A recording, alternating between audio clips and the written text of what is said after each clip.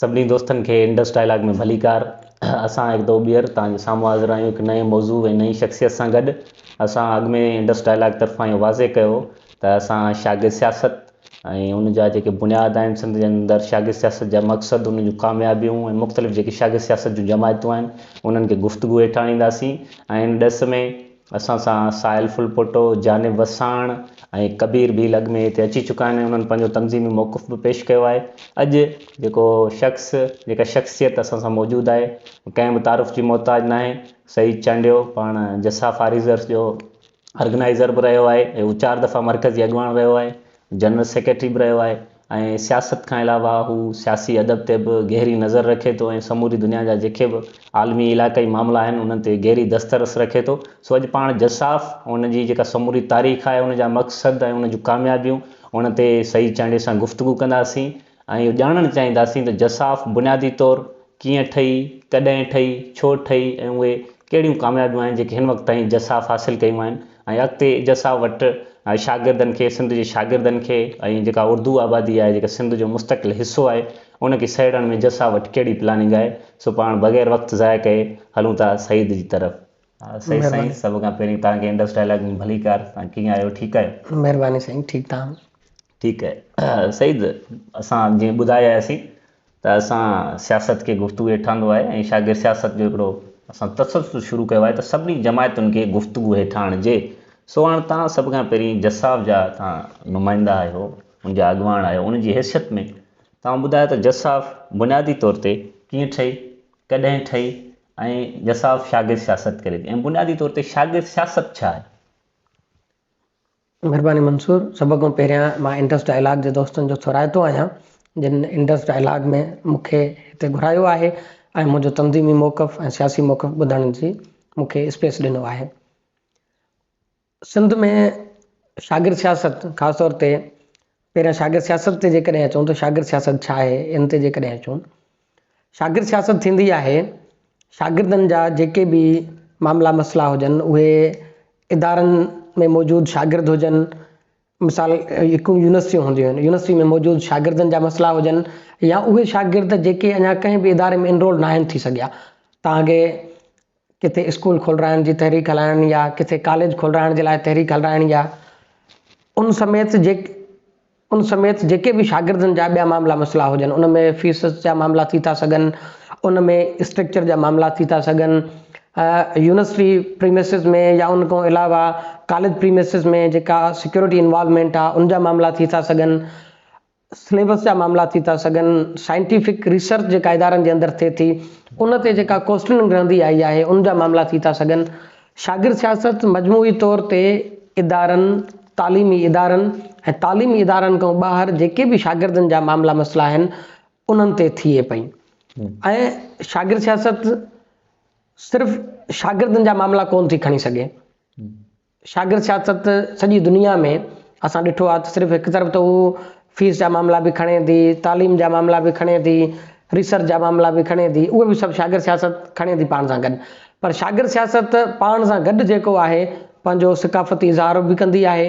मजमूई तौर ते जेका मास पॉलिटिक्स हूंदी आहे, किथे न किथे उन्हनि जे लाइ केडर बिल्डिंग जो कम बि कंदी आहे। मिसाल जेकॾहिं इंडिया जे अंदरि कांग्रेस हुई त कांग्रेस जे लाइ उते ऑल इंडिया स्टूडेंट फेडरेशन बि मौजूदु हुई। साॻे ई तरीक़े सां जेकॾहिं कम्युनिस्ट पार्टी मौजूदु हुई पाकिस्तान में त उन जे लाइ NSF ऐं NSF खां पहिरियां DSF बि मौजूदु हुई। इन ई तरीक़े सां सिंध में बि जेके शागिर्द जमायतूं आहिनि उहे हिकु त पंहिंजा जेके शागिर्दनि जा मसइला आहिनि उन्हनि जे लाइ स्पेसिफिक आहिनि त उहे मसइला हल करण जे लाइ उहे जिदोजहद कंदा। ॿिए तरफ़ जेके शागिर्द जमायतूं आहिनि उहे केडर बिल्डिंग जे लाइ, ख़ासि तौर ते मास पॉलिटिक्स में ऐं हिकिड़ो जेको मास नैरेटिव ठाहिण जे लाइ, उन जे लाइ बि शागिर्द सियासत कमु कंदी आहे। ॿियो तव्हांजो सुवालु हुयो जसाफ ते, जसाफ छो ठही या उनजे ठहण जा मक़सद ऐं कॾहिं ठही, उन ते आहे। बरेसगीर जे विरहाङे खां पोइ पहिरियां जेको आहे हिते 2-3 वॾियूं जमायतूं हुयूं। मिसाल उन में कांग्रेस मौजूदु हुई, महासभा हुई ऐं ऑल इंडिया मुस्लिम लीग हुई। उन्हनि टिनी जा स्टूडेंट फ्रंट मौजूदु हुया। कांग्रेस जो स्टूडेंट फ्रंट मौजूदु हुयो, उन में किरत बाबाणी जहिड़ा या ॿिया जेके वॾा उन दौर जा माण्हू हुया उहे उन वक़्तु उन शागिर्द जो हिसो रहिया। साॻे ई तरीक़े सां ऑल इंडिया मुस्लिम लीग बि हुई, उन जो बि हिते मुख़्तलिफ़ ज़िलनि में यूनिट रहिया, तालुकनि में यूनिट रहिया, ऐं उन जी जेका शागिर्द विंग हुई उहा बि सिंध में फ़ाल रही। महासभा जी बि जेका शागिर्द विंग हुई, महासभा जो मर्कज़ जेको आहे उहो शिकारपुर हुयो हिकु तरफ़, पर उनजो दाइरो कराची, हैदराबाद, नवाबशाह इन हद ताईं पखेड़ियल हुयो घणो। बर सगीर जे विरहाङे खां पोइ कांग्रेस महासभा ॿई हलियूं वियूं।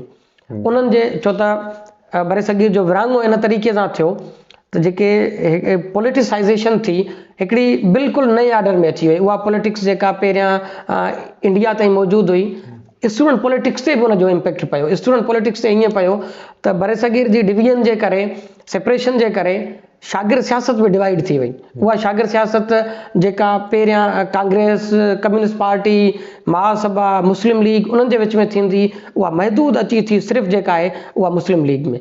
मुस्लिम लीग, ऑल इंडिया मुस्लिम लीग, उन खां पोइ कम्युनिस्ट पार्टी, DSF वग़ैरह उहे बि पोइ ठहियूं आहिनि।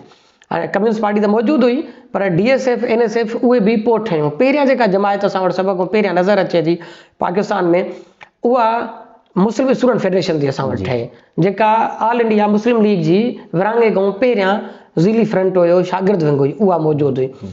उनजी मुसलसिल जिदोजहद, उन पहिरीं जेका जिदोजहद कई, छो त उहा उनजी पहिरीं सिंध में जेका जिदोजहद हुई, छो त मां सिंध ताईं उनखे महदूद कंदुसि, बर सगीर जे डिवीजन खां पोइ उहो घणो क़दुरु सिंध ऐं पंजाब में रही। सिंध में जेका उनजी पहिरीं सभ खां कामयाबी हुई या जेको तहरुक हुयो, उहो कराची जे मसइले ते हुयो। कराची खे जॾहिं वफ़ाक़ जे हवाले कयो वियो त मुस्लिम स्टूडेंट फेडरेशन जेका लेस्ले हॉस्टल आहे, हाणे जंहिंखे जिना हॉस्टल सॾियो थो वञे, गवर्नर हाउस जे साम्हूं कराची, उते सभ खां पहिरियां सिंधी सियासत उन वक़्त ताईं पंफलेट जी सियासत हुई, बैनर जी सियासत हुई, पर्चो कढण जी सियासत हुई, इख़बार जी सियासत हुई। सियासी मेड़ाका कोन थींदा हुया, धरना कोन लॻंदा, एतिजाज एॾा वॾा कोन थींदा। इन करे जेका मुस्लिम स्टूडेंट फेडरेशन हुई, उन बि पाण खे जेको आहे झंडा, कारा झंडा आहिनि, कारियूं पटियूं ॿधण, इन वक़्त ताईं महदूद कयो। उतां सिंध जी शागिर्द विरहाङे खां पोइ सिंधी शागिर्द सियासत शुरू थी थिए। उन खां पोइ 48 में असीं 49 में ॾिसूं था DSF ठहे थी। DSF जॾहिं कम्युनिस्ट पार्टी ते पाबंदी थी लॻे त वरी NSF वजूद में अची थी वञे। उन खां पोइ वरी ॾिसूं था वन यूनिट वारो समूरो दौर असांजे साम्हूं आहे। वन यूनिट वारे दौर में असां वटि सिंध नेशनल स्टूडेंट फेडरेशन ठही आहे, सिंध नेशनल स्टूडेंट फेडरेशन आहे, हैदराबाद स्टूडेंट फेडरेशन आहे, ऐं कल्चरल महाज़ आहे। इहे सभु SSO असां वटि ठहे थी। इहे सभु जो सभु तंज़ीमूं असां वटि उन दौर में ठहियूं आहिनि। इन्हनि सभिनीनि तंज़ीमुनि जे विच मां जेको आहे महसूसु कयो वियो इहो त हिकिड़ी अहिड़ी जमायत हुजे जेका जमायत सिंध जो नेशनलिस्ट नैरेटिव जेको आहे, क़ौमी ख़्याल जेको आहे उनखे रखे। सिंध नेशनल स्टूडेंट फेडरेशन में जहिड़ो ई इन ॻाल्हि तां थियो त बाबा जेका सिंध नेशनल स्टूडेंट फेडरेशन आहे उन में उर्दू आबादी जा दोस्त बि आहिनि, पंजाबी ॻाल्हाईंदड़ दोस्त बि आहिनि, ॿिया मुख़्तलिफ़ ज़बानूं ॻाल्हाईंदड़, मुख़्तलिफ़ क़ौमुनि सां तालुक़ु रखंदड़ दोस्त मौजूदु आहिनि। उहा सिंध जो जेको सियासी केस आहे उहो इन अंदाज़ में इज़हार नथी सघे। इन करे अहिड़ी ज़रूरत पेश आई त सिंध खे हिकिड़ी अहिड़ी जमायत हुजे जेका निज पिज सिंध जो नेशनलिस्ट ग्राउंड जेको आहे उन ते सिंध जे शागिर्दनि खे गॾु करे, ऐं उन जे लाइ जिसाफ खे वजूद में आंदो वियो। उन जिसाफ बुनियादी तौर ते मुख़्तलिफ़ जेके शागिर्द जमायतूं हुयूं उन्हनि खे गॾे करे हिकिड़ो एलायंस जी शिकिल में हिकिड़ी नई तंज़ीम ठही साम्हूं आई। इहो जिसाफ जो ठहण हुयो, ऐं इहो 1969 में जिसाफ जेका आहे पहिरियों दफ़ो अची ठही आहे, छो त वन यूनिट जा आख़िरी पसा आहिनि। 70 में वन यूनिट अची टुटे थो। इहो सॼो इन विच में 4 मार्च जी शागिर्द जिदोजहद गुज़री चुकी आहे। इन विच में ॼाम साकी खां वठी यूसुफ टालपुर ताईं, यूसुफ लिगारी ताईं, ऐं ॿिया जेके बि अॻुवान आहिनि उहे जेलूं काटे चुका आहिनि, क़ैद में वञी चुका आहिनि शागिर्द सियासत जे करे। ऐं उन ई शागिर्द सियासत जो उत्साह जेको आहे हैदरबग जतोई बि आहे, GM सैयद बि आहे। उन शागिर्द सियासत मां जिसाफ जेका आहे ठही साम्हूं आई आहे। ऐं जिसाफ जे ठहण जो मक़सदु सिर्फ़ु इहो हुयो त कॉमप्रस बुनियादनि ते, नेशनलिस्ट बुनियादनि ते सिंध जी जेका सियासत आहे, ख़ासि तौर ते जेको शागिर्द आहे उन्हनि खे गॾु कंदी। छो त सिंध उन ट्रामा मां गुज़री आहे उन दौर में त हिकु तरफ़ जेको आहे कराची खे वफ़ाक़ जे हवाले कयो वियो, विरहाङे जे तइदाद, विरहाङे खां पोइ माइग्रेशन खां पोइ माइग्रेशन खां पोइ क्लेम जे नाले ते सिंध जूं जेके ज़मीनूं आहिनि या सिंध में कराची में असीं ॾिठोसीं त बिल्डिंग स्टाइल जेके आहिनि उहे क्लेम जे नाले ते माण्हुनि खे ॾिनियूं वयूं। सिंध जी सियासत जो मजमूई तौर ते एतिराज़ इहो रहियो त ॿाहिरियां आयल माण्हू जेके आहिनि या ॿियनि सूबनि जा जेके माण्हू आहिनि उहो जेकॾहिं हिते अचे थो क्लेम जे नाले ते, प्रॉपर्टी जे नाले ते, लैंड एलोकेशन जे नाले ते सिंध जी ज़मीन जो, सिंध जे माण्हुनि जो इस्तेसाल थो थिए। उन सां गॾु ई हिकु ॿी ॻाल्हि इहा बि थी त कराची खे वफ़ाक़ जे हवाले कयो वियो। कराची सिंध जो वॾे में वॾो शहर हुयो जितां रेवेन्यू जनरेट पियो थिए। उन जे वञण सां सिंध जो हिकिड़ो महाशी मामिलो त कमज़ोर थी वियो। रेवेन्यू वारो जनरेशन जो जेको पासो आहे उन में खोट अची वई। ॿियो पासो इहो त कराची ई सिंध जो जेको आहे उहो सिकाफ़ती महाज़ बि हुयो, छो त सिकाफ़त दरियाउनि समुंडनि इन्हनि जे किनारे ई वधीक उसरंदी आहे। कारोबारी मर्कज़ जेके हूंदा आहिनि उहे तव्हांजे जेका कल्चरल हेरिटेज आहे उनखे पालींदा बि आहिनि, वधाईंदा आहिनि, उहे ई तव्हांजे पॉलिटिकल ग्राउंड्स बि ठाहींदा आहिनि। कराची वफ़ाक़ जे हवाले करण खां पोइ हिकिड़ो जेको सिंध जो पॉलिटिकल ग्राउंड हुयो उहो बि कमज़ोर पए थियो।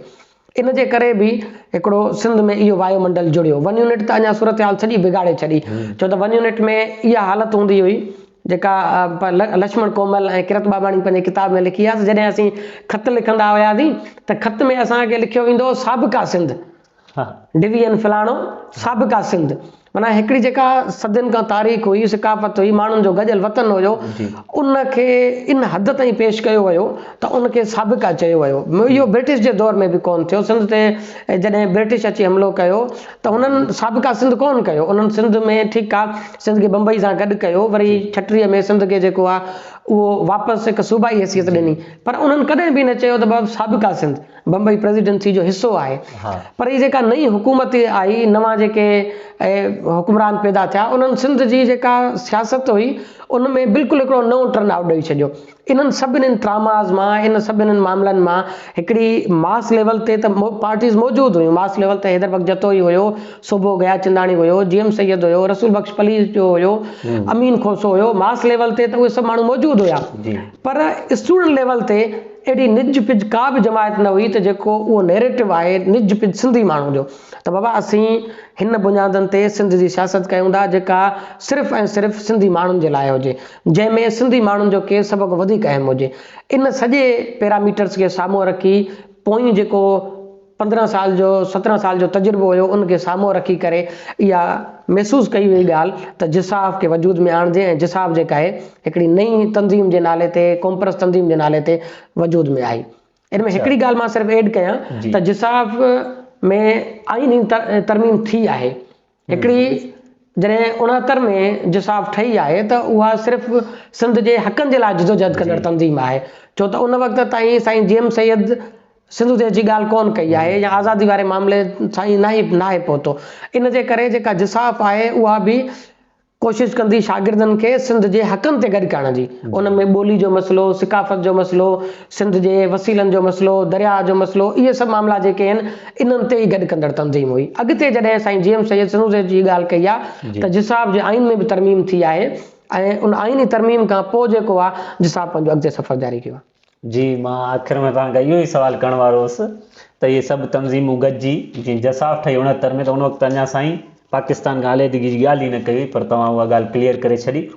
सो सईद सिंध यूनिवर्सिटी जे अंदरि तव्हां ॾिठो 69 में जिसाफ़ ऐं पोइ बंगाल जी आलीदगी खां पोइ भुट्टो चूंडिजी अचे थो, कीअं चूंडिजी अचे थो, उहो वॾो हिकिड़ो पस मंज़र आहे, उन ते पोइ कॾहिं गुफ़्तगू करे सघे थी। पर सिपाफ जो ठहणु थिए थो, सिपाफ तव्हां ॾिठो हूंदो, सिपाफ ठही जिसाफ़ खे काउंटर करण लाइ। ऐं पोइ इदारे जे अंदरि हिकिड़ी तरक़ी पसंदि सियासत हुई, जिसाफ़ जी वन यूनिट में शागिर्दनि जो हिकिड़ो वॾो रोल हुयो ऐं पोइ उनखे काउंटर करण लाइ सिपाफ साम्हूं आई। ऐं पोइ यूनिवर्सिटी जे अंदरि तव्हां ॾिठो जिसाफ़ ऐं सिपाफ जो हिकिड़ो वॾो टकराव। ऐं पाण त ॻाल्हि त करियूं था त जिसाफ़ क़ौमी मौक़ुफ़ रखे थी, समूरी क़ौम जी ॻाल्हि करे थी, समूरनि शागिर्दनि खे सहेड़ी थी, पर उन्हनि ॿिनि तंज़ीमुनि जो जेके ॿई हिकु क़ौम जो हिसो आहिनि उन्हनि जो हिक ॿिए ते इन पैमाने जा हमला जी गोरीला कार्रवायूं हूंदियूं आहिनि अफ्रीका जे अंदरि, इन क़िस्म जा हमला। ऐं पोइ वरी अॻिते हली अवामी तहरीक जा दोस्त बि उन में काहे पिया, SST जा, ऐं पोइ इहो समूरो पस मंज़र, इदारनि जो माहौल, इन समूरे मामले खे कीअं था ॾिसो? इहो सवाल अॼु ताईं मां जिते बि वियो आहियां सभ खां पहिरियां जेको सवाल थींदो आहे इहो ई थींदो आहे जी। ऐं पाण जॾहिं मां हिकिड़ी कैप्शन जे तौर ते हिकिड़ो डिस्क्रिमिनेशन जे तौर ते हिकिड़ी ॻाल्हि कयां त पोइ जीअं हिन जो जवाबु ॾियां त हिन वक़्तु पाण इहो ई सभु चाहियूं पिया त जेके बि शागिर्द तंज़ीमूं आहिनि उहे घटि में घटि जहिड़ा कल्चर खां निकिरनि। तव्हां माज़ी मां ई सवाल कयो आहे ऐं उनखे तव्हां प्रेज़ेंट जी तरफ़ खणी आया हो, त मां बि माज़ी जी तरफ़ ई वेंदुसि। जी असां वटि जॾहिं शागिर्द सियासत शुरू थी या मास पॉलिटिक्स शुरू थी त मंसूर साईं सिंध में सियासत जो ओवरऑल हाणे हिकिड़ी मज़े जी तव्हांखे ॻाल्हि थो ॿुधायां त सियासत हेठि असां वटि केतिरो देरि लथी आहे। जी जॾहिं स्टालिन किताब थो लिखे क़ौमियत ते, त उहो 1913 में थो लिखे। जी लेनिन उन खां पहिरियां क़ौमियत जे मामले ते लिखी चुको आहे। पर सिंध जी समाजी हालतूं इहे आहिनि त GM सैयद खे, रसूल बख्श अली खे या हैदर बख्श जतोई खे 70 में अची करे उन्हनि खे सिंध में क़ौमी सवाल ते लिखणो थो पवे। सही। ऐं उन्हनि खे इहा ॻाल्हि तस्लीम थी कराइणी पवे त बाबा सिंध क़ौम आहे, जॾहिं त इहो सवाल जेको आहे असां कहूं घणो पहिरियां 60-70 साल पहिरियां इहो किथे तय थी चुको आहे। हिन में इहो न त सिर्फ़ु सिंध जी क़ौमी सियासत, पर मज़े जी ॻाल्हि इहा आहे त कम्युनिस्ट पार्टी त सोवियत यूनियन जो डायरेक्ट हिसो रही आहे। उहा बि मां वाइड़प बि नथो चवां, बौखलाहट बि नथो चवां, मां चवंदुसि समाजी ढांचो शायदि तयारु न हुजे जो जॾहिं बरे सगीर जो विरहाङो थो थिए त हू क़ौमियत वारे सवाल खे ई सॼो अलॻि अंदाज़ में वठी था वञनि। हू या त मुस्लिम लीग सां था बीहनि या कांग्रेस सां गॾु था बीहनि, जेका ॿई नेशनल पॉइंट ऑफ व्यू ॿई कोन्हनि के, हिंदू क़ौम या इंडिया क़ौम कोन्हे का, नई मुस्लमान क़ौम आहे, इहे ॿई पॉइंट ऑफ व्यू ग़लति हुया। वक़्तु साबित कयो त ॿई ग़लति हुया। पर कम्युनिस्ट पार्टी जेका डायरेक्ट लेगेसी ते पई हले उहा बि साॻी मामले जो हिसो थी वई त या मुस्लिम लीग सां बीहबो या इन सां गॾु बीहबो। त सिंध में शागिर्द सियासत बि मास पॉलिटिक्स इते बि थी आहे। त मास पॉलिटिक्स ई तव्हांजी शागिर्द सियासत जी जेका आहे उहो मथे हुनखे ठाहींदी आहे, ऐं जेका शागिर्द सियासत आहे उहा तव्हांजी मास पॉलिटिक्स खे बि हिकिड़ो स्केचिंग हुनजी कंदी आहे, ड्राफ्टिंग कंदी आहे, उनखे ठाहींदी आहे। ॿई हिक ॿिए सां गॾु हलंदियूं आहिनि किथे न किथे। ॿिन्ही में फ़र्क़ु बि थी थो सघे, तज़ाद बि थी थो सघे, ॿिन्ही में वरी पैरालल फोर्सिंग बि थी सघे। पैरालल बि आहिनि त अपोज़िट बि आहिनि, इहे ॿई शयूं हलंदियूं।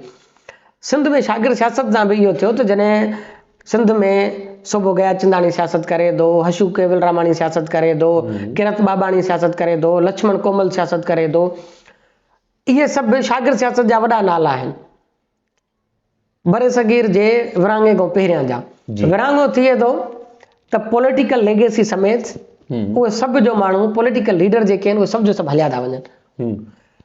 किरत बाबाणी जेको all India student federation, all India national student federation जेका कांग्रेस जो फ्रंट आहे उनजो जनरल सेक्रेटरी आहे। इंडिया वञी उहो उते बि जनरल सेक्रेटरी थो थिए।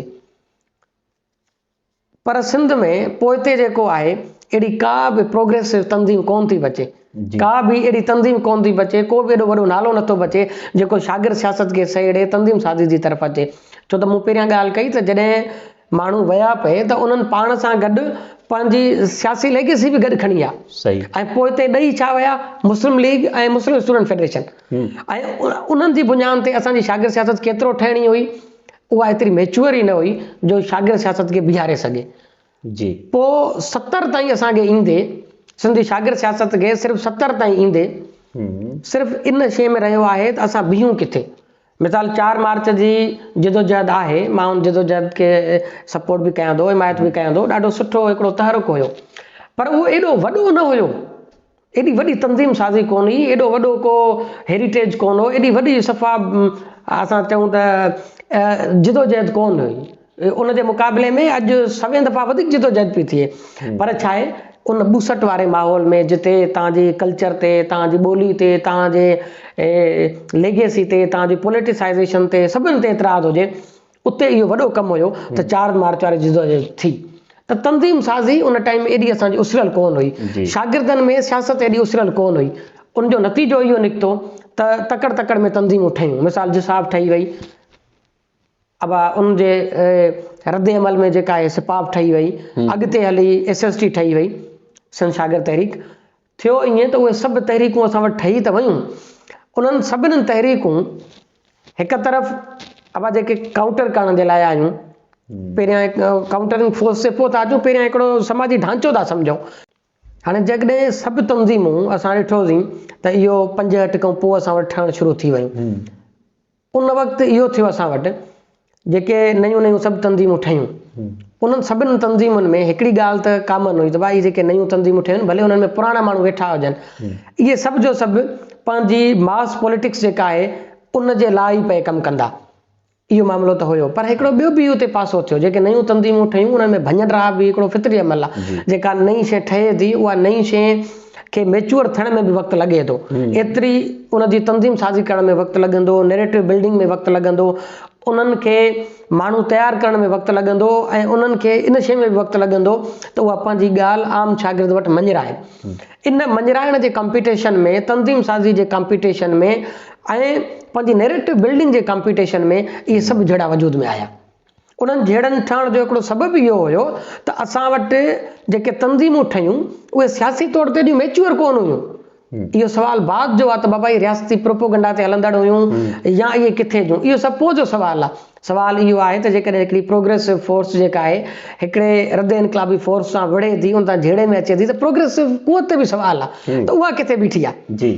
इहो मां इहो थो चवां, मुंहिंजो पॉइंट ऑफ व्यू ते इहो आहे त इहो सॼो इन जे करे थियो आहे त जेके सियासी जमायतूं हुयूं उहे इन स्पीड में ठहियूं आहिनि, उहे इन प्रोसेस में ठहियूं आहिनि त हू तयारु थी सफ़ा इन मुनज़िम अंदाज़ में न आहियूं जो उहे पंहिंजे शागिर्दनि ते पंहिंजे नैरेटिव मञाए विया आहिनि। इन जे करे इहे जहिड़ा वारो कल्चर बि असां वटि साम्हूं आयो आहे, गुंडागर्दी कल्चर बि साम्हूं आयो आहे, ऐं इन हद ताईं आयो आहे जो तंज़ीमुनि हिक ॿिए जे मुक़ाबले में त केरु वधीक मुड़ुस माण्हू आहे, केरु वधीक दाॿो रखे थो, भता वठणु शुरू कया आहिनि, माण्हुनि खे दाॿा ॾियणु शुरू कया आहिनि। पोइ इहो सॼो जो सॼो असांजी सियासत जी क्रिमिनलाइज़ेशन थी आहे। स्टूडेंट पॉलिटिक्स जी क्रिमिनलाइज़ेशन जो मां सम्झां थो हिकिड़ो सबबु सियासी जमायतुनि जो मेच्योर न हुजणु आहे।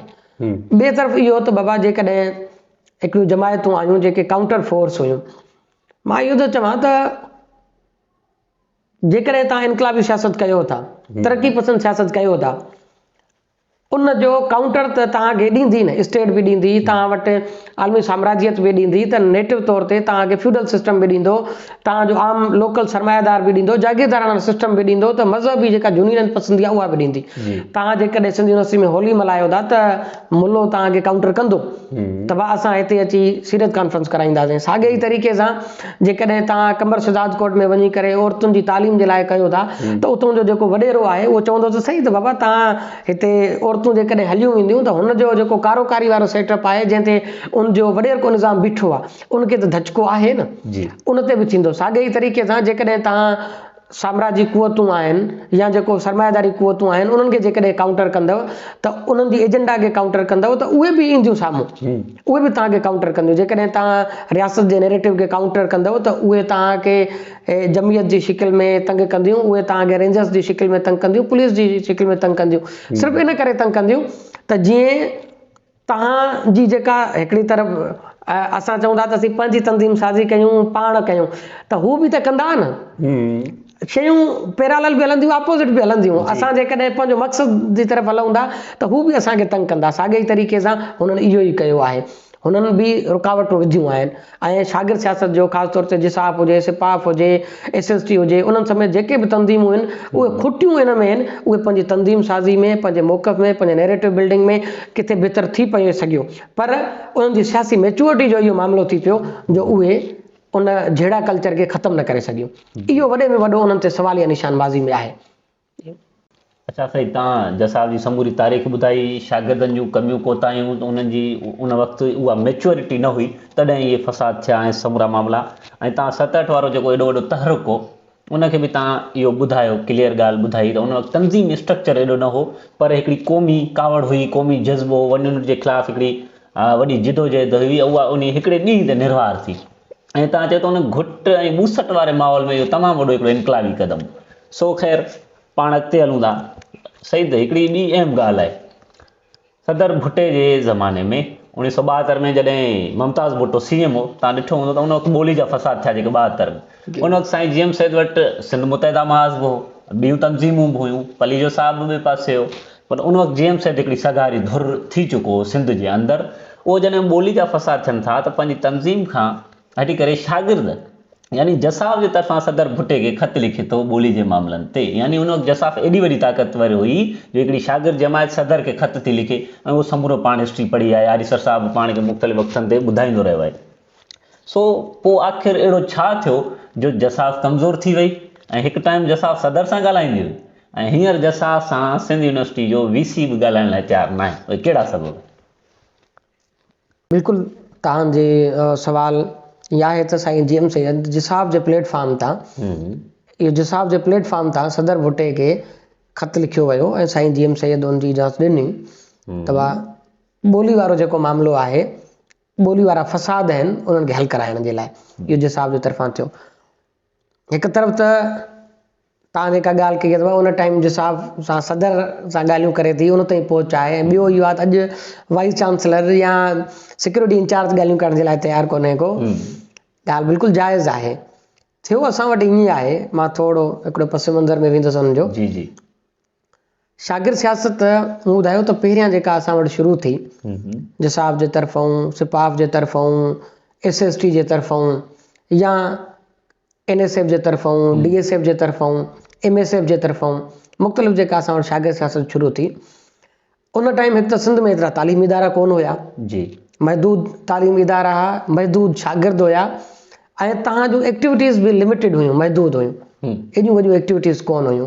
पर हिकिड़ी ॻाल्हि हुई, उहा भुट्टे जे दौर में इहा ॻाल्हि हुई त बाबा तव्हां ख़त लिखण जे करे, पंफलेट जे ज़रिए, कंहिंजे ज़रिए डायरेक्ट तव्हांजी रीच थी वेंदी हुई। जी मिसाल ईअं थींदो आयो आहे त बाबा भुट्टो सिंध यूनिवर्सिटी में तकरीर करणु ईंदो आहे, भुट्टो सिंध यूनिवर्सिटी अचे थो, या कॉन्स्टिट्यूशन ठाहींदड़ जेको आहे हफ़ीज़ उहो बि सिंध यूनिवर्सिटी अचे थो। उन समेत मुख़्तलिफ़ माण्हू वज़ीर आज़म वग़ैरह मुख़्तलिफ़ यूनिवर्सिटियुनि में वञनि था। इहो हिकिड़ो डायरेक्ट कॉन्टेक्ट रहियो आहे पाकिस्तान जी सियासत में माण्हुनि जे विच में। जेका भञनराह वारी सूरत हाल तव्हां जंहिं ते नज़र कई आहे त उन में हिन में कहिड़ो अची फ़र्क़ु थियो आहे जो अॼु ॻाल्हियूं करण जे लाइ तयारु कोन्हनि। उते त मां 2-3 शयूं आहिनि। हिकिड़ो इहो आहे त मुसलसिल जिसाब जे मथां जेको हिकिड़ो जबर रहियो आहे, अब दोस्त शहीद थिया आहिनि, मुसलसिल खंभिजा आहिनि, तंज़ीमुनि खे एतिरो सप्रेस कयो वियो आहे जो तंज़ीमूं साहु न आहिनि खणी सघियूं। ऐं उन में बि जेके शागिर्द थोरो घणो उसरी उथिया आहिनि, उन में इहा शइ अची पैदा थी वई त बाबा ही जेके शागिर्द आहिनि ही एंटी स्टेट आहिनि। हाणे एंटी स्टेट वारो जॾहिं तव्हां ते लेबिल लॻो त सभ खां पहिरियां जेके रियासती क़ुवतूं आहिनि उहे तव्हां सां कॉन्टेक्ट में कोन ईंदियूं। सभ खां पहिरियां तव्हां सां जेको आहे उहो वाइस चांसलर हिकिड़ो अथॉरिटी आहे इदारे जो, उहो तव्हां सां डायरेक्ट कॉन्टेक्ट में कोन ईंदो। साॻे ई तरीक़े सां तव्हां वटि CM हुजे, ॿिया सभु हुजनि, उहे ईअं ॻाल्हियुनि में डायरेक्ट कोन ईंदा। अॼु बि ईअं थींदो आहे बाबा, जेकॾहिं पंहिंजे यूनियन स्टूडेंट यूनियन जी बहाली जे लाइ जेकॾहिं ड्राफ्ट कमेटी वेहे थी त उन में जिसाब वेठी आहे। साॻे ई तरीक़े सां वाइस चांसलर सां बि इन्हनि 5 मामलनि ते माण्हू वेही रहंदो, वेठा बि आहियूं, हाणे बि वेंदा आहियूं।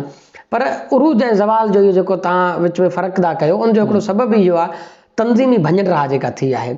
इहो वॾो सबबु तंज़ीमी भञनराह आहे। ॿियो वॾो जेको सबबु आहे उहो उन दौर में स्टूडेंट यूनियन तव्हां वटि मौजूदु आहे। जी, हिन दौर में तव्हां वटि स्टूडेंट यूनियन कोन्हे का। स्टूडेंट यूनियन जे न हुजण जे करे इहो बि हिकिड़ो फ़र्क़ु पियो आहे त शागिर्द तंज़ीमूं महदूद थी वियूं आहिनि, लिमिटेड थी वियूं आहिनि, उनजी रीच में फ़र्क़ु आयो आहे। हाणे को पुछण वारो ई न आहे VC खां, छो त सिंडिकेट में शागिर्द नुमाइंदो ई कोन्हे को। ऐं साॻे ई तरीक़े सां हिकिड़ो जेको सप्रेशन आहे, हाणे असांजो कल्ह कल्चरल रैली हुई, उन खां हिकु ॾींहुं पहिरियां सिंध यूनिवर्सिटी में प्रोग्राम हुयो। असांजो मरकज़ी नायब सदर प्रोग्राम सिंध यूनिवर्सिटी में करे कराची उर्दू यूनिवर्सिटी में प्रोग्राम करणु वियो आहे। वापसी ते जंहिं ॾे आयो आहे उन मीरपुर ख़ासि में कल्चरल रैली कढी आहे, अञा ताईं ॿधो वेठो आहे थाणे ते। उनखे खंभे खणी विया, उनखे अञा ताईं ज़ाहिर नथनि कयो। अहिड़ी सरमद लिगारी जी ॻाल्हि पियो कयां त अहिड़ी हिकिड़ी सूरत हाल जुड़े थी, जेको उथे थो, उन ते FIR थियनि थियूं, उन्हनि खे एतिरो सप्रेस कयो थो वञे त उहा रीच बि रुकिजी थी वञे। उन रीच रुकजण जो ई सबबु आहे जो अॼु तव्हां सां माण्हू डायरेक्ट डायलॉग नथा कनि। मां सम्झां थो जेकॾहिं तंज़ीम साज़ी वरी अची बहाल थिए थी, तंज़ीम साज़ी ॿीहर अची थिए थी, साॻे ई तरीक़े सां नज़रियाती केडर पैदा थिए थो, प्रोग्रेसिव धुरियूं ईंदियूं त वरी साॻी इहो उरूज थींदो त तव्हां सां सियासी खोतो वेहंदे। आलमी सियासत हुजे या तव्हां वटि क़ौमी सियासत हुजे, वेहंदो तव्हां सां माण्हू तॾहिं जॾहिं हेठि तव्हां पावर हुजे तव्हां वटि। जेकॾहिं इदारनि में तव्हां कमज़ोर आहियो, तव्हां तालीमी इदारनि में एतिरी तव्हांजी सघ कोन्हे, पोयनि 10 सालनि जे अंदरि जेको इदारनि में ऑपरेशन हलियो आहे त शागिर्द सियासत बहाल ई कोन थी सघी आहे 10-15 सालनि में। हाणे जॾहिं बहाल थिए पई त इहो मसइलो ॿीहर थी थो सघे, पर उन सप्रेशन जो नतीजो हुयो जो को माण्हू तव्हां सां ॻाल्हियुनि करण जे लाइ तयारु कोन हुयो।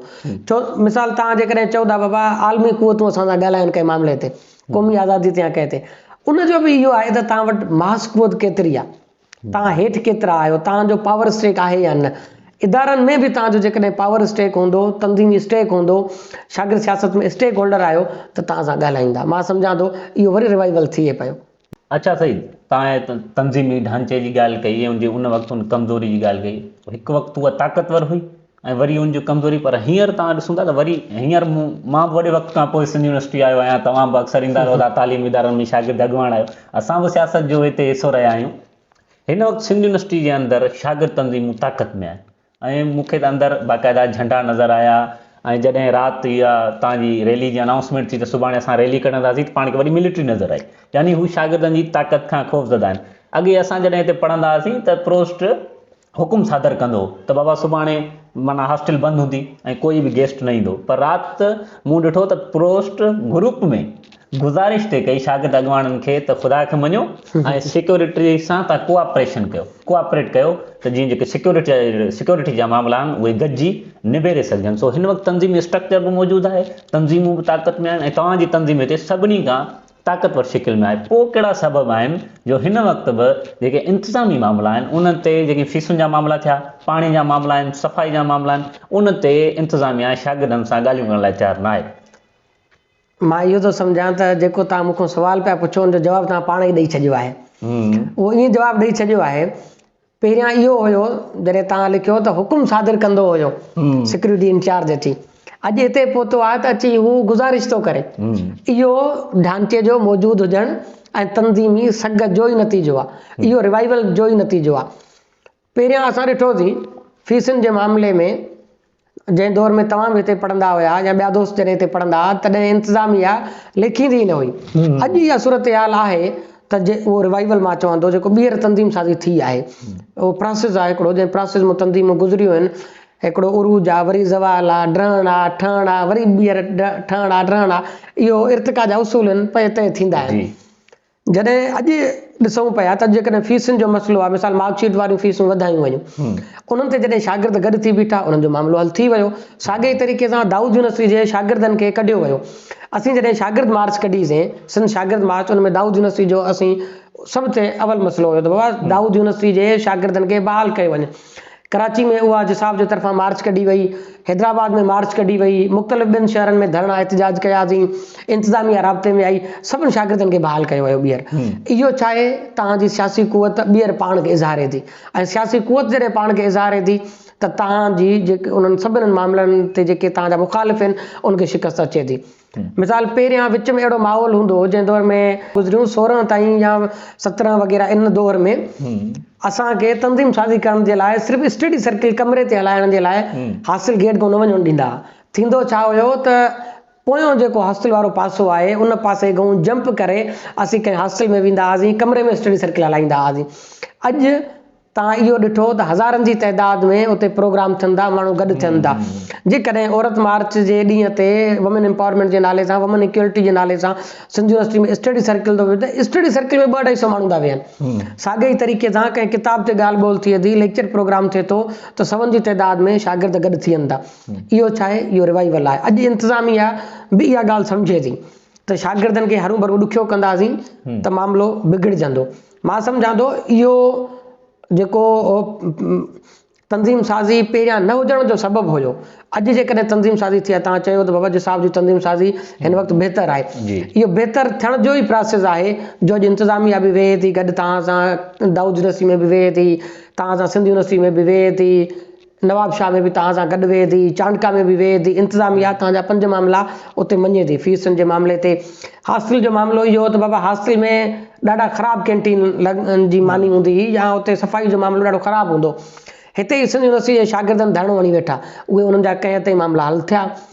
बाक़ी असां कंहिं आइडियल स्टेट में नथा रहूं ऐं आइडियल इदारा बि कोन्हनि के।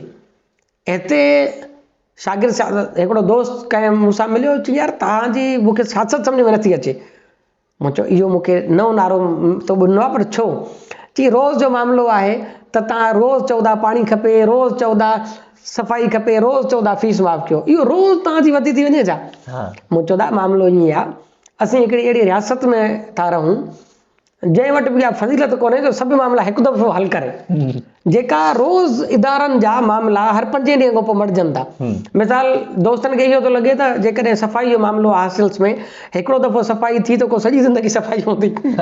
ईअं कोन्हे बाबा, जेकॾहिं वरी उहा हालत ख़राबु थींदी त उनजे लाइ वरी ॿीहर कोशिशि वठिबी। इंतिज़ामिया ऐं शागिर्द अॼु हिक ॿिए सां कंहिं स्टेज ते वेहनि था गॾु।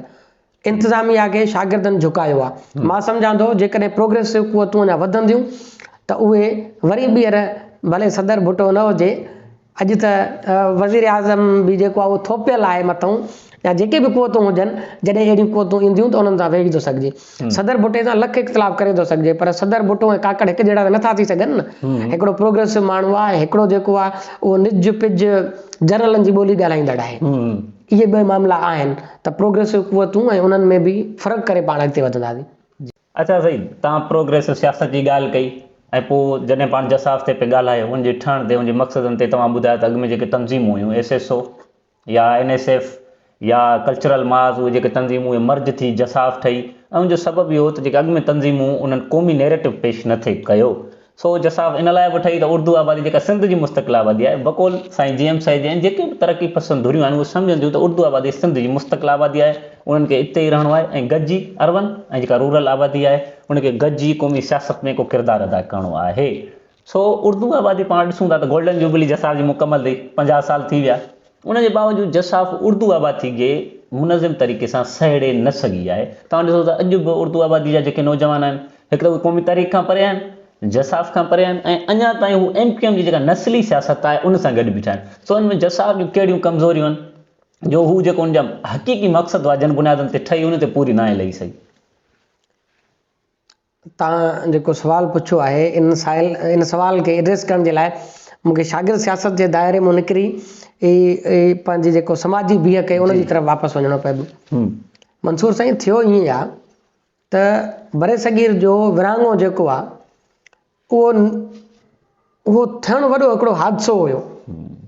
बरे सगीर जी तारीख़ में इहो वॾो अलमियो हुयो त अहिड़ा 2 मुल्क ठहिया आहिनि जेके 2 क़ौमूं आहिनि ई न। ठीकु। उन्हनि ॿिन्ही में जेके कम्प्लेक्सिटीज़ हुयूं उहे 2 लेगेसी जे गॾु हलियूं। मिसाल इंडिया अॼु ताईं उहे कम्प्लेक्सिटीज़ हल नाहे करे सघियो। पंजाब जो मसइलो उते बि पियो हले थो, राजस्थान जो मसइलो उते बि हले पियो थो, तामिल तहरीक उते बि पई हले थी, केरला तहरीक उते बि पई हले थी। ऐं साॻे ई तरीक़े सां जेकॾहिं पाकिस्तान जे अंदरि अचूं त पाकिस्तान में हिकिड़े तरफ़ पख्तूननि जी सियासत हले पई, सिंधियुनि जी सियासत हले पई, बलोचनि जी सियासत हले थी।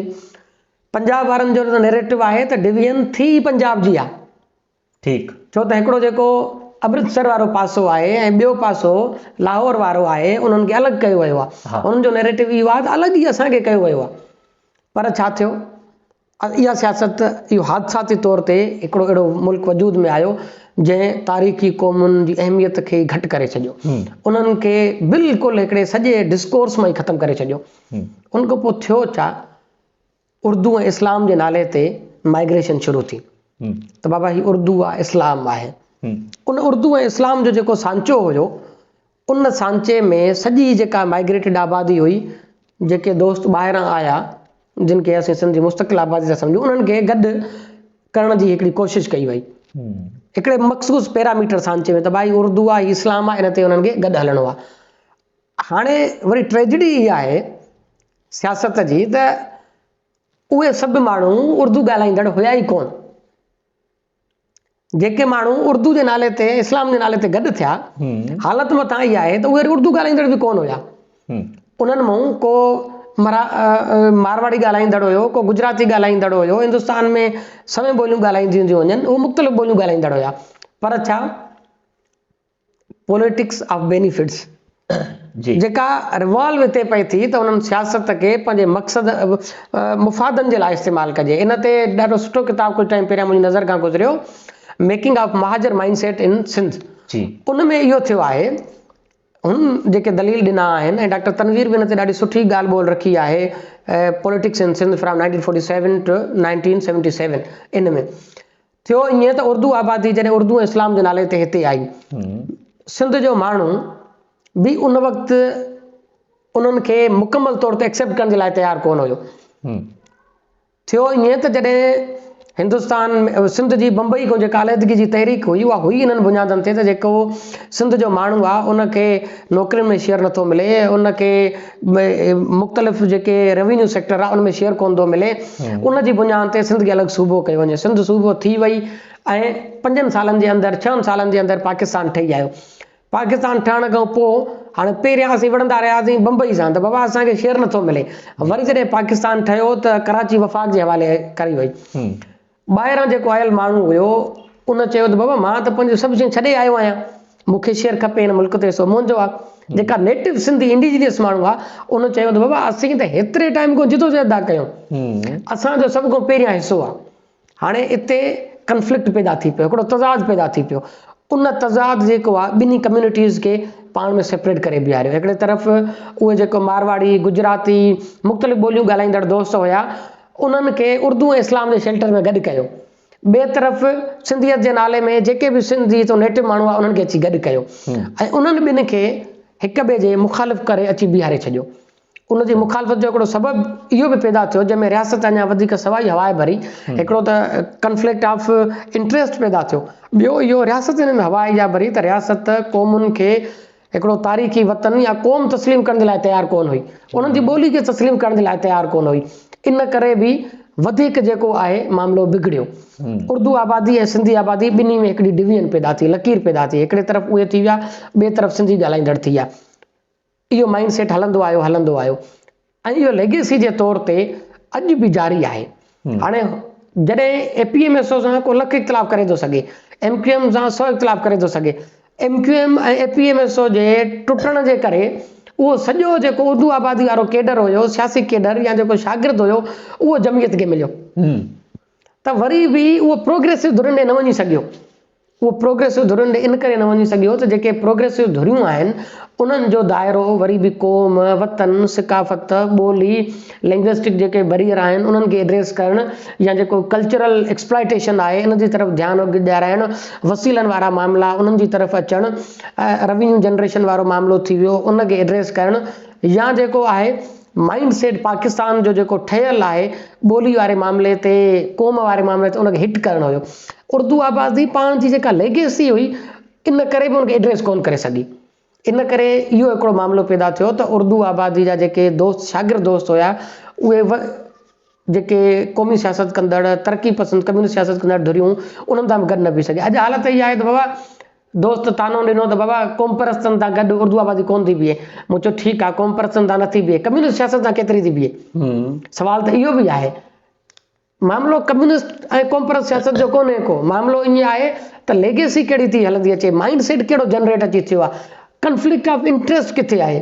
जेसि ताईं पाण कंफ्लिक्ट ऑफ इंट्रस्ट खे न सम्झंदासीं, तज़ाद खे न सम्झंदासीं, तेसि ताईं जेको लकीर निकितल आहे उन लकीर जो सबबु खे न सम्झंदासीं, इहो न सम्झी सघंदासीं त छो कोन थो बीहे। अॼु मां इहो चवां थो, रोके मां पुछणु चाहींदुसि, तव्हां जीअं ॻाल्हि कई त जेको MQM जो केडर हो, उर्दू आबादी हुई, उहा जीअं उतां टुटी त उन्हनि जी जेका असुल मज़हबी माइंड सेट हो ओॾां ई मुंतक़िल थिया, जमियत न हुया।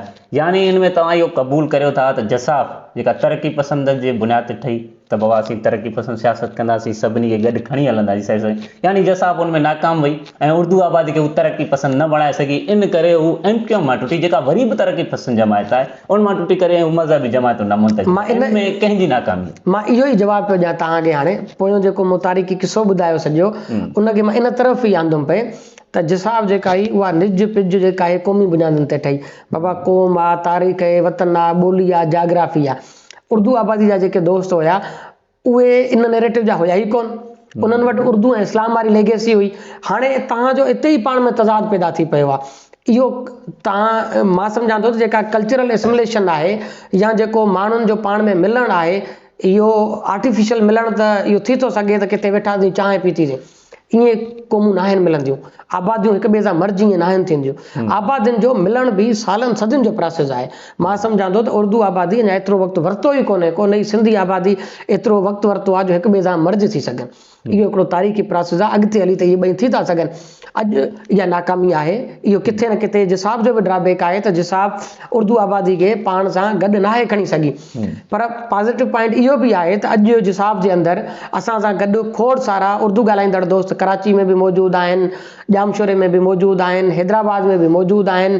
त असां सां ॿियनि बि मुख़्तलिफ़ ज़िलनि में जेके आहिनि उहे दोस्त उर्दू आबादी जा दोस्त जिसाब में शामिल आहिनि। अॼु ईअं थिए थो, पर मां सम्झां थो इहो एॾो तेज़ प्रोसेस कोन्हे, इहो तकिड़ो कोन्हे, इन में वक़्तु लॻंदो ऐं इहो तॾहिं वक़्तु जेसि ताईं आबादियूं मर्ज नथियूं थियनि तेॾे जो सुवालु आहे। मर्ज तॾहिं थींदियूं जॾहिं पाण उन्हनि में वेझड़ाई पैदा कयूं, शागिर्द वेझड़ाई कयूं, मास पॉलिटिक्स वेझड़ाई करे। माज़ी में वेझड़ाई थी हुई पर इहो रियासती अनासरनि बि बर्दाश्त कोन कयो ऐं कुझु पंहिंजी नाअक़ली जे करे ॿिन्ही धुरियुनि जी उहो मामिलो हल न थी सघियो। वरी पाण कोशिशि कंदासीं त उन्हनि खे गॾु वेहारियूं किथे। सही, तव्हां उर्दू आबादी जी सॼी माइंड सेट जी ॻाल्हि ॿुधाई ऐं तव्हां इहो ॿुधायो त क़ौमुनि जो पाण में जेके आबादियूं आहिनि उनजे अंदरि मुख़्तलिफ़ ॿोलियूं ॻाल्हाईंदड़ आहिनि, पोइ उहे कीअं हिकिड़ी क़ौम में हिकिड़े समाज में मर्ज थींदा, उनमें हिकिड़ो वॾो लॉन्ग हिकिड़ो टर्म आहे, हिकिड़ो वॾो प्रोसेस आहे, उनमें हिकिड़ो वक़्तु लॻंदो। पर हिकिड़ो जेको तव्हां नसुल आयो, जीअं विरहाङो थियो उनमें हिकिड़ा माण्हू आया, उन्हनि जे ज़हन में इहा ॻाल्हि विहारी वई, क्लेम कराए उन्हनि खे सिंध जूं जेके हितां हिंदू ज़मीनूं छॾे विया उन्हनि खे मिलियो, उहे मिलियूं ऐं उहो सॼो माइंड सेट हलियो रियासती आशीर्वाद सां। पर जॾहिं खां जसाफ ठही आहे या GSM ठही आहे त ख़ुदि जेका उर्दू आबादी आहे उन्हनि जे ज़हन में इहा ॻाल्हि विहारी वई आहे त हीअ तव्हां लाइ हिंदुनि खां बि वधीक ख़तरनाक आहे ऐं यानी GSM मुकमल तौर ते तव्हांखे समुंड भेड़ो करणु चाहे थी, यानी हीअ तव्हांखे कतई तस्लीम कोन कंदी। जीअं मिडल ईस्ट जे अंदरि मामला आहिनि हिते उनखे ईअं ई बयानु कयो आहे त बाबा सिंधी जेका आबादी आहे उहा कतई तौर तव्हांखे बर्दाश्त न कंदी। अॼु हू कमज़ोर आहे, रूरल एरियाज़ में आहिनि, पर जॾहिं हू शहरनि मां मुंतक़िल थींदा त तव्हांखे मिटाए छॾींदा। सो उहो नसुल त उन वक़्तु हो जंहिंजे माइंड सेट में इहा ॻाल्हि हुई। पर हिकिड़ो 50 सालनि में ॿ नसुल ॿिया अची चुका आहिनि। 50 सालनि जी तारीख़ में क़ौमी तहरीक या पाण शागिर्द जमात जसाफ जी ॻाल्हि कयूं, उन अहिड़ो कहिड़ो किरदारु अदा कयो आहे त उन माइंड सेट खे हू ख़तमु करे ऐं उनखे फील कराइनि त पाण हिकिड़ी क़ौम आहियूं ऐं गॾियल तौर ते पाण खे असुल दुश्मन सां मुक़ाबिलो करणो आहे। इन ते सवालु ॾाढो सुठो आहे। इन ते राय ईअं ॿिनि पासनि खां रखी थी सघिजे। हिकिड़ो इहो त सिंधी माण्हू मिसाल असां इहो मञूं था बाबा सिंध में इहा ॻाल्हि 80 जे ॾहाके ताईं हली ऐं मुसलसिल हिकिड़ो बहस हलियो त बाबा उर्दू आबादी सिंध जी मुस्तक़िल आबादी आहे या न आहे। सही, सिंध जी सियासी धुरियुनि में मिसाल हिकिड़े तरफ़ जेकॾहिं GM सैयद हुयो जेको उर्दू आबादी खे सिंधी मुस्तक़िल आबादी पियो सम्झे, ॿिए तरफ़ हिकिड़ियूं सियासी धुरियूं हुयूं जेके उन्हनि खे मकड़ पियूं सॾनि, उन्हनि खे कीड़ो मकोड़ो पियूं सम्झनि ऐं उन्हनि जे लाइ गार वारी ॿोली पियूं इस्तेमालु कनि। हाणे इहो 80 ताईं जो प्रोसेस आहे। सही, 80 खां अॼु 2023 में आहियूं। मां सम्झां थो त इहो 40 साल 30 साल जो पीरियड एतिरो नंढो आहे जो उन में शयूं उन्हनि खे सम्झाइण में बि वक़्तु लॻंदो। अॼु ताईं उन्हनि खे इहो बि ख़बर न आहे, उर्दू आबादी जी अधु आबादी खे ऐं सिंध जी 80% आबादी खे इहा ख़बर न आहे त छा असीं हिक ॿिए खे मुस्तक़िल आबादी सम्झूं था या नथा सम्झूं। ठीकु, उहो इन करे त इहो अञा ताईं अकेडमिक डिस्कोर्स आहे, पॉलिटिकल डिस्कोर्स आहे। हेठि इहो डिस्कोर्स न आहे लथो। समाज में हिकिड़ियूं शयूं हूंदियूं आहिनि जेके अकेडमिक तौर ते तय थींदियूं आहिनि या पॉलिटिकल डिस्कोर्स में पॉलिटिकल डायलॉग में तय थींदियूं आहिनि। हिकिड़ी उहे शयूं हूंदियूं आहिनि जेके मास माइंडसेट जो हिसो थी वेंदियूं आहिनि। असां जेको क्लेम था कयूं त बाबा उर्दू आबादी सिंध जी मुस्तक़िल आबादी आहे, सभ खां पहिरियों त असांखे इहो सुवालु जेको आहे उहो सिंधी माण्हू खे सम्झाइण जी ज़रूरत आहे त हाणे उर्दू आबादी ॿाहिरी आबादी न आहे। हाणे उहो महाजर कोन्हे को, उनखे महाजर सॾणु बंदि कयो। उहो निज पिज तव्हांजो हितां जो अहिड़ो ई माण्हू आहे जीअं तव्हांजो आम ॻोठ जो बिरोई आहे, आम ॻोठ जो खोसो आहे, आम ॻोठ जो चांडियो आहे, तीअं ई उर्दू आबादी बि आहे। सभ खां पहिरियां असांखे सिंधी आबादी खे इहो सम्झाइणो पइबो। ॿियो लाड़ो आहे उर्दू आबादी जे तरफ़ां। उर्दू आबादी जो जेको दानेश्वर आहे, जेको सियासी कारकुन आहे या जेके प्रोग्रेसिव सिंध जूं धुरियूं आहिनि उन में मुख़्तलिफ़ कम्युनिस्ट थी था वञनि, कॉम्प्रस थी था वञनि, ॿियूं तरक़ी पसंद धुरियूं थी वञनि, भले MQM जहिड़ी जमायत थी वञे या ॿियूं सभ जो सभु जमायतूं जेके उर्दू आबादी जे सवाल ते वाज़े चुकियूं आहिनि, उन्हनि खे इहो डिस्कोर्स हेठि लाइणु घुरिजे त बाबा उर्दू आबादी सिंध जी मुस्तक़िल आबादी आहे। उर्दू आबादी जो मुफ़ाद पाणी जो मामिलो जेको आहे, जेकॾहिं दरिया ते डैम ठहंदो त उर्दू आबादी अजाई दोल न वॼाए। जेकॾहिं डैम ठहंदो त पाणी कराची जो बि बंदि थींदो। सही, मीरपुर ख़ास में रहंदड़ उर्दू आबादी खे बि इम्पैक्ट पवंदो। इहा ॻाल्हि उनखे सम्झाइण जी ज़रूरत आहे। साॻे ई तरीक़े सां उर्दू आबादी जे दोस्तनि खे बि उन डिस्कोर्स में लाइण जी ज़रूरत आहे। तॾहिं वञी इहा ॻाल्हि असीं सम्झाए सघंदासीं त उर्दू आबादी ऐं सिंधी आबादी जा मुफ़ाद हिकु जहिड़ा आहिनि। इहो त सियासी धुरियुनि जो मामिलो थी वियो। ॿियो मामिलो थी वियो रियासत जो जेको हिकिड़ो हीअ रियासत ओवर डेवलप्ड स्ट्रक्चर आहे जेको रियासत जो असीं पॉलिटिकल साइंस जे अंदरि या उन जे अंदरि हिकिड़ो लफ़्ज़ इस्तेमालु कंदा आहियूं ओवर डेवलप्ड स्ट्रक्चर। इन में मिलिट्री जो इदारो सभ खां वधीक ठहियलु आहे, पॉलिटिकल इदारा सभ खां कमज़ोर ठहियलु आहिनि। हाणे इहो मामिलो तय कंदो आहे तव्हांजी सियासत। पॉलिटिकल इदारा तव्हांजा तय कंदा आहिनि, पर तव्हांजी सियासत जॾहिं कमज़ोर आहे, जॾहिं तव्हांजी मुल्क जी मजमूई सियासत, मां सिर्फ़ु सिंधी सियासत जी ॻाल्हि नथो कयां, मुल्क जी मजमूई सियासत वाइड़प जो शिकार हुजे, तॾहिं इहे जेके सवाल आहिनि उहे बि एॾो तकड़ा सां हल न आहिनि थी सघंदा। पॉलिटिकल इमेच्योरिटी जेका आहे उन जे करे बि इहो सवाल कॉन्स्टेंट तौर ते बीठो आहे उते जो उते, उहो हल न आहे थी सघियो। अञा ताईं आबादियूं पाण में विझड़ाइप न आहिनि करे सघियूं। टियों जेको फैक्टर हिन में मां सम्झां थो, जेको सभ खां अहम आहे, हू ॿई फैक्टर मां सम्झां थो सेकेंडरी आहिनि, हू आहिनि रोल बिल्डर। असल जेको मां ज़ाती तौर ते सम्झां थो, उन में अलॻि अलॻि राया थी था सघनि, उहो मां सम्झां थो उर्दू आबादी ऐं सिंधी आबादी जो जेको क्लेश आहे, जेको पाण में तज़ाद आहे, जेके पाण में वेछा आहिनि, उन जो सबबु जेको आहे उहो इंट्रस्ट आहे, ॿिन्ही धुरियुनि जो इंट्रस्ट।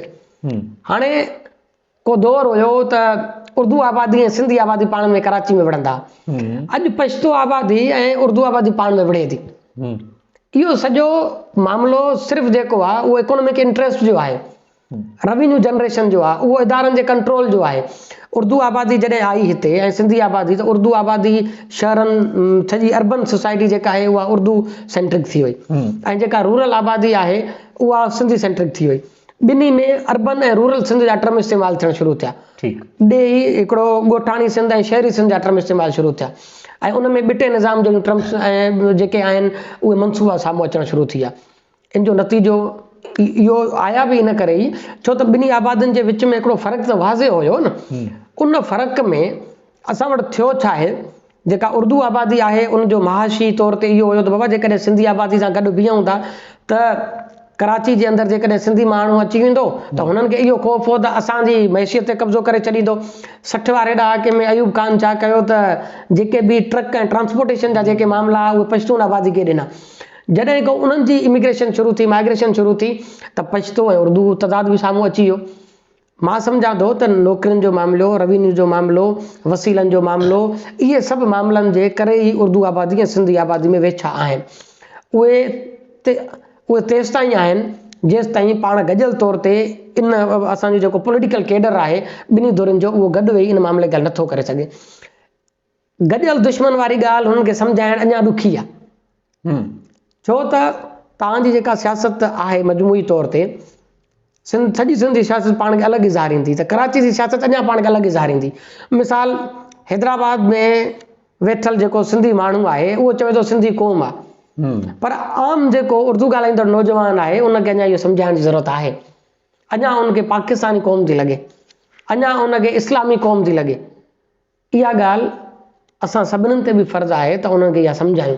तव्हांजो सुवालु इहो त जेके जिसाफ़ आहे ऐं जेके प्रोग्रेसिव धुरियूं आहिनि, मास पॉलिटिक्स आहे, उहे खुटूं किथे आहिनि उन्हनि खे इहो मञराइण में। मां सम्झां थो त इहे सॼो बयानी इहो साम्हूं करण खां पोइ इहो जेको मूं सॼी कहाणी ॿुधाई, इन खां पोइ इहा ॻाल्हि वाज़े थी वञे त जेका पॉलिटिकल सियासत असां पॉलिटिकल केडर आहे, ख़ासि तौर ते जिसाफ़ जहिड़ियूं धुरियूं या ॿियूं धुरियूं, उन्हनि जी बि एतिरो स्ट्रक्चर कोन्हे को अञा ताईं, उहे बि अञा ताईं एतिरो स्टेबल कोन्हनि के उहे जेके शागिर्द धुरियूं आहिनि उहे पाण अञा ताईं इन्हनि सभिनी सवालनि खे क्रॉस करे न आहिनि अॻिते वधियो।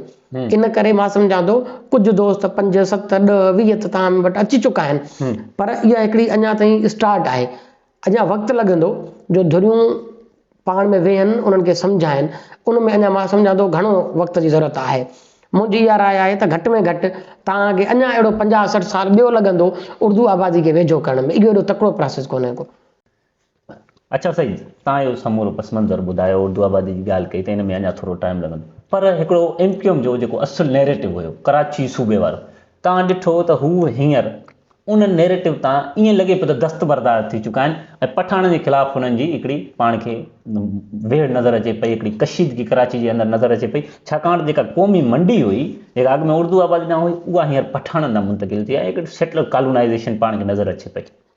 सो कराची जे जेको नैरेटिव हुयो सूबे वारो, उन तां MQM जो दस्तबरदार थियणु, छा इहा क़ौमी जुड़त ॾांहुं उर्दू आबादी जी अॻुभराई वारो इहो क़दम आहे, या क़ौमी तारीख़ जी कामयाबी आहे, या हींअर हू कमज़ोर शिकिल में आहिनि तॾहिं हू सिंधी क़ौम सां जुड़ी करे ऐं पठाणनि खे तव्हां कढी मंडी ते कब्ज़ो करणु चाहिनि था।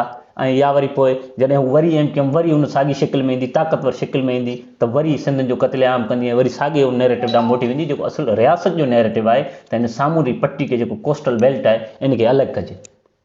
मां सम्झां थो त इहे ॿई पासा दुरुस्त आहिनि। हिकु तरफ़ क़ौमी सियासत जी बि कामयाबी आहे, ॿिए तरफ़ उर्दू आबादी MQM जी शिकिल में जेका मौजूदु हुई, जंहिंजी अॻुवाणी MQM पे कई, उनजी कमज़ोरी जो बि हिकिड़ो सबबु आहे। हाणे उहो ईअं आहे। ऐं टियों जेको सबबु अञा तव्हां जेको सुवाल में रखियो त जेका सेटलर कॉलोनाइज़ेशन आहे, उनजो मामिलो इहो बि आहे। पहिरियां सेटलर कॉलोनाइज़ेशन जी तरफ़ था अचूं, छो त उन खां असांखे बहितर मामिलो सम्झ में ईंदो। सिंधी आबादी, उर्दू आबादी असां 80 ताईं ॾिठोसीं मुसलसिल पाण में विढ़ंदा रहिया ऐं क़त्लेआम थियो, पोइ हिते सेप्टेंबर जहिड़ा वाक़िया थिया, मई जहिड़ा वाक़िया थिया, इहे सभु साम्हूं आहिनि। जेको मां सम्झां थो त सिंध जी सियासत ते इहो जेका वायलेंट पॉलिटिक्स आहे, इहो उनजो इज़हार हुयो ऐं ॾाढो ग़लति वाहियात इज़हार हुयो, इहो न थियणु घुरिबो हुयो।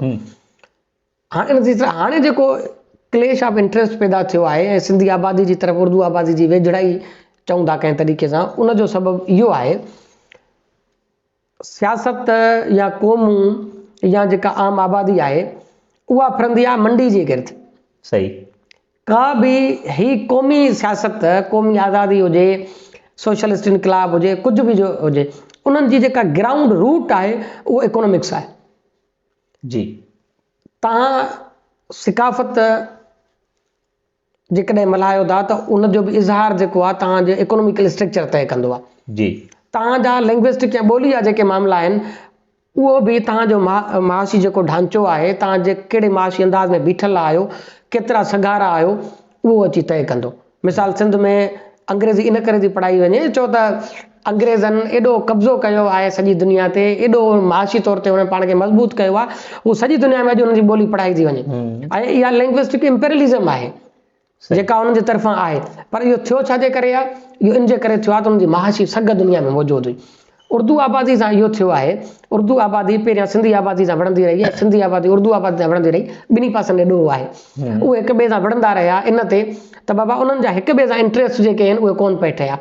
अॼु जॾहिं अचानक ॿाहिरियों माण्हू अची वियो आहे, अफ़गानिस्तान जे माण्हुनि जी शिकिल में, पश्तो आबादी जी शिकिल में, जॾहिं हिकिड़ो टियों ग्रुप अची चुको आहे, उन टे ग्रुप एॾो सगारो थी चुको आहे जो ही ॿई ग्रुप जेके आहिनि इन्हनि वटि को ऑप्शन नथो बचे सवाइ इन जे त पाण में यूनाइट थियनि। जेकॾहिं हू ॾाढो सुठो शेर आहे उर्दू जो त मुतहिद हो तो बदल डालो निज़ाम गुलशन, मुंतशिर हो तो मरो शोर मचाते क्यों हो।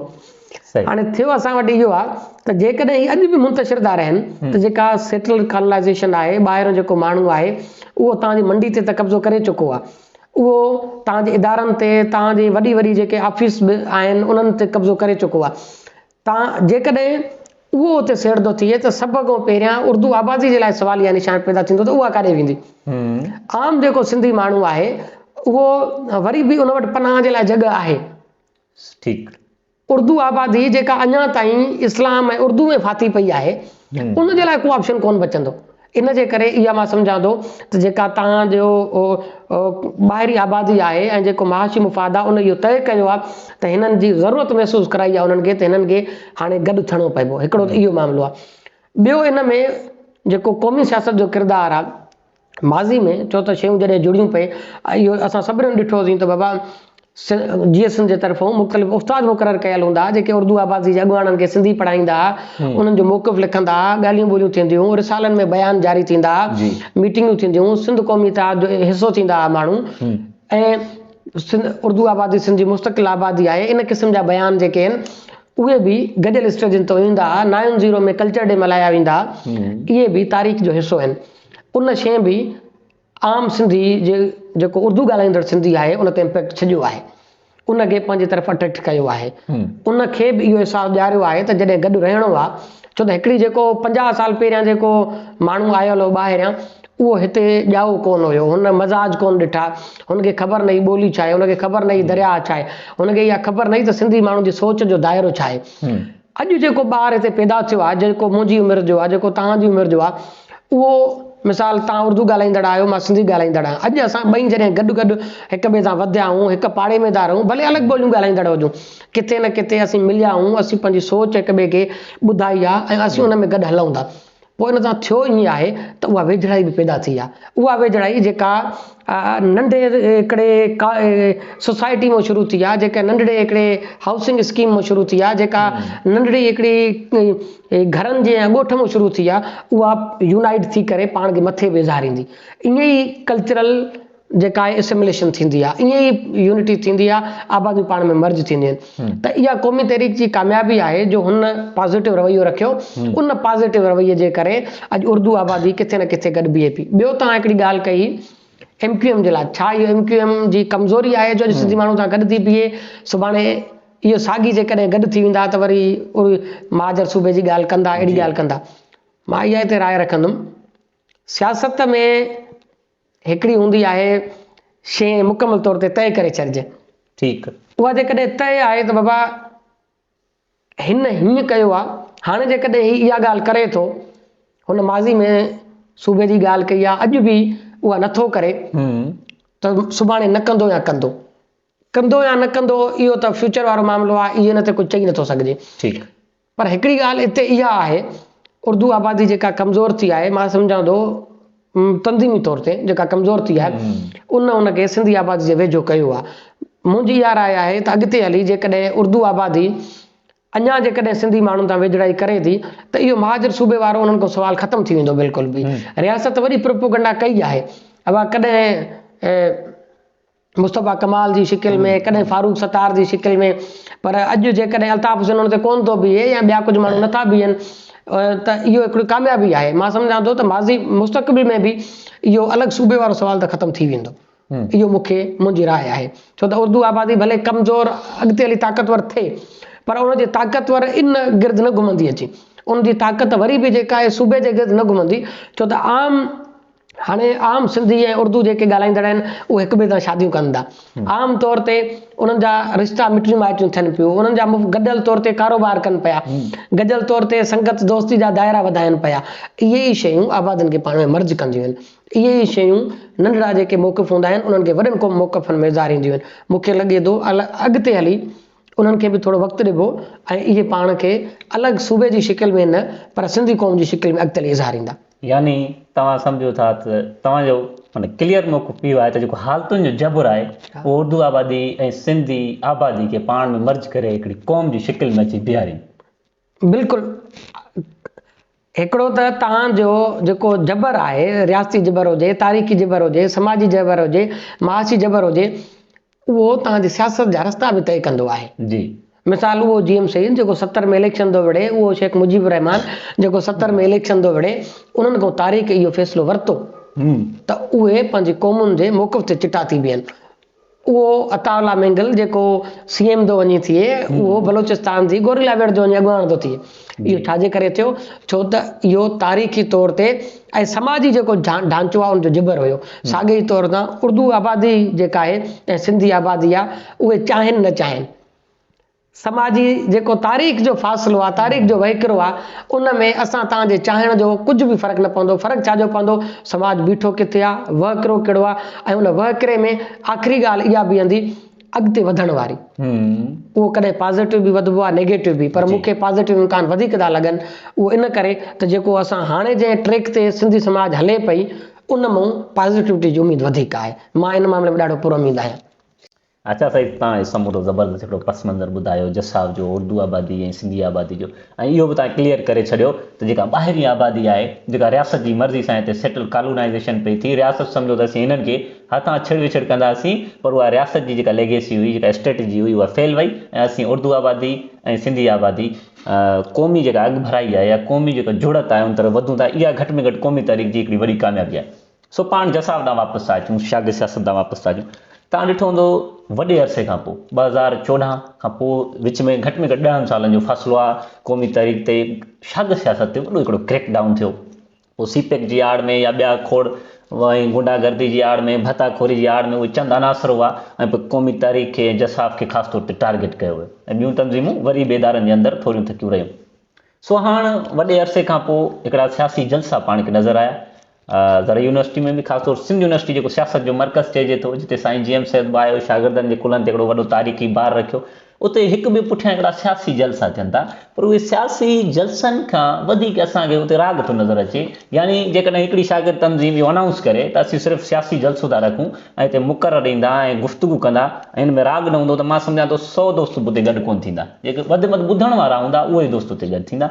सो इहो मुक़ाबले वारी जेका सियासत शुरू थी आहे इदारनि जे अंदरि, हिकु त उहो ॿीहर इन समूरे मामले खे कीअं था ॾिसो? 10 सालनि जी खां पोइ शागिर्द सियासत जी बहाली, उहो साॻी वालचाकिंग, साॻा नारा, साॻो नाच गानो, इन्हनि जलसनि जो इदारनि जे अंदरि, तालीमी इदारनि जे अंदरि सियासी जलसनि जो कोई इम्पैक्ट बि पवे थो?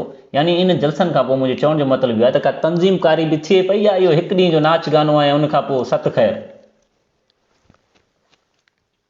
इन सवाल ॾाढो अहम आहे। तव्हांजा जेके बि सवाल आहिनि, हिकु त उहे कंहिं ज़माने में शो हलंदो तिखा मिठा, इहे तिखा मिठा ई जेके सवाल आहिनि, चूंडड़ियूं बि आहिनि विच में, इहा चूंडड़ी भली चूंडड़ी आहे, अदा मामिलो ईअं आहे। इहो सच आहे त शागिर्द सियासत 10 सालनि वॾे अरसे खां पोइ जेको आहे उन में ॿीहर अची बहाल थियणु शुरू थी आहे।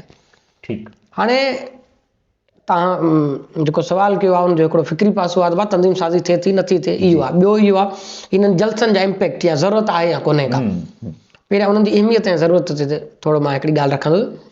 जी मंसूर साईं, मामिलो ईअं आहे, असांजो सिंध जो नौजवान जेको काछे खां निकिरी आयो आहे, जेको कश्मीर खां निकिरी आयो आहे, जेको पने अकिल खां निकिरी आयो आहे, उहो शागिर्द तव्हांजो निज पिज सियासी माण्हू न आहे। जी, मज़े जी ॻाल्हि इहा आहे त उहो मुताले खां बि एतिरो पोइ ते हटियल आहे जो यूनिवर्सिटी में अची करे हू सिलेबस जा किताब वरी मुश्किल सां थो पढ़े। जी, ॿाहिरियों मुतालो त ठहियो। हाणे इन जी सवली मिसाल इहा ॾियां त असां वटि सिंध में जेके 4-5 वॾा माण्हू पैदा थिया, GM सैयद पैदा थियो, रसूल बख्श फली जो पैदा थियो, हैदर बख्श जतोई पैदा थियो, 100 साल हुननि जूं उमिरियूं आहिनि। जोयो साहब पैदा थियो, 100 साल, हालांकि एतिरियूं उमिरियूं थियूं न, पर जिन जूं थियूं, जेकॾहिं 100 साल हणूं, 50-60 साल में, 100 साल में जेकॾहिं उन्हनि जा कुल अॼु ताईं 20,000 किताब बि न आहिनि छपिजी सघिया। जी, 6-7 करोड़ अवाम में जेकॾहिं अॼु ताईं 20,000 किताब हेठि न आहिनि लथा, त हिकिड़ी ॻाल्हि इहा बि असांखे साम्हूं अचे थी त मुताले जो रुझान जेको आहे उहो असां वटि अञा उरूज ते न आहे पहुतो। उन में बि असांखे वक़्तु लॻंदो। अहिड़े में तव्हांजो शागिर्द जेको आहे इन माहौल मां निकिरी आयो आहे, उहो स्टीरियोटाइप्स जो शिकार आहे, उहो बाउंड्रीज़ में ॿधल आहे, उहो उनजी हिकिड़ी ज़हनियत आहे। पंहिंजे ॻोठ में हुन वॾेरो ॾिठो आहे, उनखे वॾो थी करे उनखे या त पुलिस वारो थियणो आहे, या त जेको आहे उनखे MP MLA थियणो आहे। इहो हुनजो ख़्वाबु आहे, नंढाइप खां हुन ॾिठो आहे। साॻे ई तरीक़े सां उनजो ॿियनि सन्फ़ुनि जे तरफ़, जेंडर जी तरफ़ रवैयो उहो बि हुनजे ॻोठ तइ कयो आहे। क़ौम छा आहे इहा हुनखे यूनिवर्सिटी में अचण ते बि ख़बर पवे थी या नथी पवे। मां सियासी माण्हू जी न आम शागिर्द जी ॻाल्हि थो कयां, इहो अलॻि मामिलो आहे। इते असांजो शागिर्द बीठो आहे, उहो शागिर्द तंज़ीमुनि में अचे थो या तव्हांजे यूनिवर्सिटी में अचे थो। डायरेक्ट तव्हां हुन शागिर्द खे सियासी नथा बणाए सघो, उहो एॾो तकिड़ो तव्हांखां मुतासिर न थींदो। मां सम्झां थो त जेको 2 साल जे लाइ शागिर्द अचे थो, 2 साल में हिकिड़ो माण्हू तयारु करणु ॾाढो ॾुखियो कमु आहे। 2 साल में उनखे तव्हां केतिरो पढ़ाईंदव, केतिरो सम्झाईंदव, आलमी सियासत सम्झाईंदव, ॾही सियासत सम्झाईंदव, पलीजो पढ़ाईंदव, GM सैयद पढ़ाईंदव, तव्हां उनखे छा छा पढ़ाईंदव? 2 साल जो पीरियड, 4 साल जो पीरियड उनजे लाइ ॾाढो घटि आहे। असुल ही त शागिर्द सियासत हूंदी आहे नर्सरी जे तौर ते, केडर जे तौर ते, उन में इहे तंज़ीमूं थोरो घणो कंट्रीब्यूशन इहो कनि थियूं उन्हनि खे कोशिशि करण जी। त तव्हांजो जेको शागिर्द आहे, इन करे तव्हांजो फ़िक्री कमु ॿुधण जे लाइ, तव्हांजो लेक्चर ॿुधण जे लाइ, कंहिं मौज़ू ते बहस ॿुधण जे लाइ एॾो पार्टिसिपेट नथो करे, छो त उहो उन मेंटली तौर ते एॾो अञा ताईं उसिरियल कोन्हे को, एॾो अञा ताईं अॻु भरो कोन्हे को। पर राग जे मामले में इहो आहे त नंढड़ाइप खां वठी हू जॾहिं ॻोठ में सुतो पियो आहे त हुन हर काईंदड़ ट्रैक्टर में जलाल चांडे जो राग ॿुधो आहे, फौज़िया सूमरे खे ॿुधी वॾो थियो आहे, मुमताज़ मुलाई खे ॿुधंदो थो पियो अचे, शफ़ी फ़कीर खे ॿुधंदो पियो अचे, त राग सां हुन माण्हू जी वेझड़ाई आहे। सियासी माण्हू इहो जलसनि जो करण जो मक़सदु ईअं आहे त मास खे अट्रैक्ट कजे। हिकिड़ो बयानी इहो 5 माण्हू मुक़ररु अची ॻाल्हाइनि था, उन्हनि खे ॻाल्हि रखण जे लाइ बि हिकिड़ो माण्हुनि खे घुराइण जी त ज़रूरत आहे न। तव्हां ॿुधायो त बाबा जेकॾहिं सिर्फ़ु हिकिड़ो प्रोग्राम थींदो त उन में 100-200 माण्हू कोन ईंदा, उहे 100-200 माण्हू अचनि, इन खां सुठो इहो आहे त तव्हां हिकिड़ो फनकार घुराए 1000-2 माण्हू गॾु करे हिकिड़ो पैगाम पहुचायो था। अॼु जेको तव्हांजो पैगाम ॿुधी निकिरे थो, सुभाणे कंहिं न कंहिं तरीक़े सां जेकॾहिं उहो तव्हां सां न बीठो गॾु त हिकिड़ो फ़ाइदो थींदो, उनखे इहो सम्झ में ईंदो त मसइलो किथे आहे। जेकॾहिं तव्हां हुनखे मसइलो सम्झायो त बि इहा बि वॾी ॻाल्हि आहे। ॿियो तव्हां ॻाल्हि कई त जेको कम्पीटेटिव प्रोग्राम थियनि था हिक ॿिए जे तज़ाद में मुक़ाबले में, इहे हा मां इन ते मुंहिंजी अलॻि राय आहे। मां सम्झां थो इहे शागिर्द सियासत खे नुक़सानु ॾींदा। उहे ईअं नुक़सानु ॾींदा त उहे आम शागिर्द खे एतिरो राग में इन में उलझाए रखंदा जो सियासी पासो कमज़ोर थी वेंदो, रोमांस वारो पासो वधीक उभरी ईंदो। उन में इहो पासो वधीक अची वेंदो त के सियासी जलसा रुगो राग जे लाइ था थियनि ऐं असां राग ॿुधी मोटी चऊं, हालांकि उन्हनि जो मक़सदु राग कोन्हे को। राग सिर्फ़ु इन करे आहे त उन राग जे ज़रिए बि असीं पंहिंजो केस आम माण्हुनि जे साम्हूं रखूं। इहो उनजो मक़सदु आहे, रुगो मक़सदु राग कोन्हे को। इन करे सियासी जेके शागिर्द आहिनि, हिकिड़ो त जेकॾहिं 10 प्रोग्रामनि जी जॻह ते हिकिड़ो को वॾो प्रोग्राम गॾिजी तौर ते कजे थो, सभु माण्हू गॾिजी तौर ते हुन ते ॻाल्हाईंदा, पंहिंजो मौक़िफ़ रखंदा, इहो ज़बरदस्त ॻाल्हि थी वेंदी। अलॻि अलॻि प्रोग्राम इहो को ज़रूरी कोन आहे, इहो बि हिकिड़ो थी थो सघे हुननि ते। ॿियो तव्हां चओ तंज़ीम साज़ी, मां इहो थो सम्झां त पोयनि 2016-17 खां पोइ हिकिड़ी तंज़ीम साज़ी शुरू थी आहे। ॿीहर जेके आहिनि शागिर्द तंज़ीमुनि उसरण शुरू कयो आहे। हाणे ज़रई यूनिवर्सिटी जे अंदरि ॾिसूं या हसन यूनिवर्सिटी जे अंदरि ॾिसूं, कराची यूनिवर्सिटी जे अंदरि, शहीद बेनज़ीर यूनिवर्सिटी जे अंदरि, लियारी यूनिवर्सिटी जे अंदरि, चांडका जे अंदरि, मुख़्तलिफ़ यूनिवर्सिटियुनि में जिते असीं कमु कयूं था, तंज़ीम साज़ी वधे पई। सियासी न सिर्फ़ु जिसाब जी, ॿियनि तंज़ीमुनि जी बि वधे पई। इहो साइड में हुनजो कमु हले थो। केतिरी थी वधे उन ते सवाल ज़रूरु आहे। केतिरो शागिर्द तव्हांजो हिकिड़ी शागिर्द मां ट्रांसलेट थो थिए मास कैडर में, इहो सवाल आहे। इहो वरी सवाल किथे असीं एड्रेस कंदासीं त उहो पॉलिटिकली तौर ते केतिरो तव्हां हुनखे मैच्योर था बणायो, उनजो मुतालियो केतिरो थो बीहे। उहो तव्हांजी क़ौमी सियासत खे सिर्फ़ु नारनि जी सियासत थो सम्झे, राग जी सियासत थो सम्झे, या उहो मसइले जी संजीदगी सम्झे थो, इहो सम्झाइणु सियासी तंज़ीमुनि जो कमु आहे। ऐं मां सम्झां थो त उहो सियासी तंज़ीमुनि खे बशमूल जिसाब अञा उन में ज़रूरत आहे त उहो माण्हुनि खे एड्रेस कनि। उहो उन लेवल ते अञा एड्रेस असां नहियूं करे सघिया, अञा उन में करण जी ज़रूरत आहे। अच्छा सही, हिकिड़ी ॿी अहम ॻाल्हि आहे, यानी भली साहब जी जेका तंज़ीम आहे अवामी तहरीक, उनमें सिंधियाणी तहरीक, SST, सुजाग ॿार तहरीक ऐं क़ौमी तहरीक में बि रही आहे बाबा लतीफ़ संगत, नारी तहरीक ऐं जसाफ, मुख़्तलिफ़ हिकिड़ा फ्रंट्स रहिया आहिनि। हाणे जसाफ जे अंदरि तव्हां हिकिड़ी जस्कम जे अंदरि नारी फ्रंट बहाल कई आहे, पर उनमें छोकिरियुनि जो जेका असांजूं अदड़ियूं आहिनि सिंध जूं, उन्हनि जो रेशो घटि पियो नज़र अचे। दुनिया जूं जेके बि मज़लूम क़ौमूं आहिनि या जेके बि मुल्क आहिनि, तव्हां ॾिठो हूंदो त उते 50% औरतूं हूंदियूं आहिनि ऐं इनकलाब में औरतुनि जो वॾो किरदारु रहियो आहे। फ़लस्तीन जे अंदरि अलजज़ाइर ऐं जेके बि वॾी मूवमेंट्स हलियूं आहिनि, उनमें औरतुनि हिकिड़ो वॾो किरदारु अदा कयो आहे। पर पाण खे जसाफ हींअर आउं जे जलसे में मौजूदु हुउसि, उते मूं ॾिठो त जेके नारी तहरीक आहे उन जूं 8 खां 10 असांजूं भेणूं उते मौजूदु हुयूं ऐं उन्हनि जा वालदेन जेके आहिनि, तव्हां सिंधी समाज खां वाक़िफ़ आहियो, तव्हां पाण ॿाराड़ी सां तालुक़ु रखो था, पाण ॿाराड़ी, पर उहे पंहिंजी नियाणियुनि खे सियासत में या पहिरीं ॻाल्हि त तालीमी इदारनि में छॾण लाइ तयारु न आहिनि, पर जेके शागिर्द जमायतूं आहिनि ख़ासि तौर ते क़ौमी तहरीक, उनमें उहे पंहिंजी नियाणियुनि खे गैर महफ़ूज़ था सम्झनि। सो गुज़िरियल 50 सालनि में जसाफ या क़ौमी तहरीक जेका आहे उहा सिंध जी औरतुनि खे सियासत तरफ़, क़ौमी सियासत तरफ़ आणण में छो नाकाम रही आहे, उहे कहिड़ियूं कमियूं कोताहियूं आहिनि, जंहिंजे करे जेके सिंधी माण्हू आहिनि जेके ॿाराड़ी सां तालुक़ु रखनि था, उहे अञा ताईं पंहिंजी नियाणियुनि खे सियासत में या तालीमी इदारनि में आणण लाइ उहे गैर महफ़ूज़ सम्झनि था। मंसूर साईं, हिते राय मां ईअं रखंदुसि, न सिर्फ़ु आम सिंधी माण्हू पंहिंजी नियाणियुनि खे सियासत में आणणु गैर महफ़ूज़ थो सम्झे, पर पंहिंजे पुटनि खे भाइरनि खे बि इजाज़त नथो ॾिए थो सियासत कयो। इहो बि हिकिड़ो पासो आहे त असांजो आम जेको सिंधी माण्हू आहे उनजे ज़हन में सियासत हिकिड़ो टेबू टॉपिक ठहियलु आहे। उहो माण्हू सियासत खे एॾो बहितर कमु नथो सम्झे।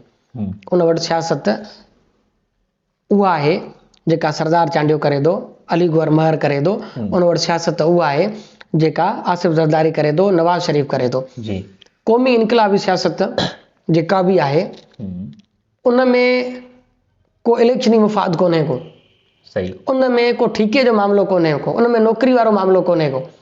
इन जे करे आम जेको तव्हांजो माण्हू आहे जेको सियासी पाण न आहे, उहो अनकम्फर्टेबल थो फील करे त भाई मुंहिंजो पुटु या माली मां आम तौर ते न्याणियुनि जी ॻाल्हि त पोइ थी अचे त उहो अनकंफर्टेबल थो फील करे त मुंहिंजो पुटु जेको आहे उहो सियासत में वञे।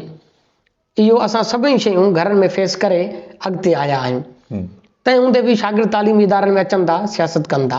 ॿियो पासो इहो आहे त औरतुनि वारी सियासत या जिसाफ में GSN में आमतौर ते क़ौमी तहरीक में औरतुनि जी खोट सियासत में मां सम्झां थो त सिंधी समाज जेको पंहिंजे नौजवाननि खे, शागिर्दनि खे, पुटनि खे, भाइरनि खे इहा इजाज़त नथो ॾिए त तव्हां इनकलाबी क़ौमी सियासत जो हिसो थियो, उन्हनि जे लाइ इहो अञा वधीक ॾुखियो आहे त उहे पंहिंजी न्याणियुनि खे इजाज़त ॾियनि। उनजा ॿ टे सबब आहिनि जेके मूंखे कुझु हीअं था सम्झ में अचनि। हिकिड़ो त इहो सबबु आहे त GSN जी जेका सियासत आहे मजमूई तौर ते उहा एॾी सवली सियासत कोन्हे का। मिसाल अवामी तहरीक जी सियासत जी तव्हां ॻाल्हि कई त उन में वधीक औरतूं आहिनि, उहे ख़ासि हिकिड़ा टॉपिक्स ठहियल आहिनि, कुझु ख़ासि लाइन निकितल आहे, उन लाइन ते सियासत करणी आहे। उन लाइन ते एतिरियूं बंदिशूं कोन्हनि, उन लाइन में एतिरियूं सख़्तियूं कोन्हनि के। GSN जी सियासत जेका आहे उन में रियासती टार्चर रोज़ जो मामिलो आहे, FIR खां वठी खंबे गुम करणु, जेल, इहो रोज़ जो मामिलो आहे। उन्हनि मामलनि में तव्हां जूं मर्द अची बीहनि था, उहे तव्हांजा नौजवान जेके अची बीहनि था उन्हनि खे ई सवाई तकलीफ़ थी थिए त उन्हनि जूं जेके फैमिलीज़ आहिनि उहे पोइ न्याणियुनि खे इजाज़त नथियूं ॾियनि त बाबा उहे वञी उहा सियासत कनि। मिसाल असांजी मरकज़ी चीफ ऑर्गेनाइज़र आहे, उनखे अञा 3 महीना कोन पूरा थिया आहिनि मरकज़ी चीफ ऑर्गेनाइज़र नारी तहरीक जो थींदे, पर खैरनि सां FIR जो बंडल मथो अची वियो अथसि त हाणे उनजे घर ताईं पहुचनि था, उनखे माण्हुनि जे ज़रिए थ्रेड कनि था, उन ते FIR ताज़ो बदियुनि जी रैली में थी त हाणे इन क़िस्म जो जेको हिकिड़ो टार्चर आहे उहो बि औरतुनि खे, ख़ासि तौर ते नारियुनि खे, जेके शागिर्द नारियूं आहिनि उन्हनि खे अञा सियासत खां परे थो करे।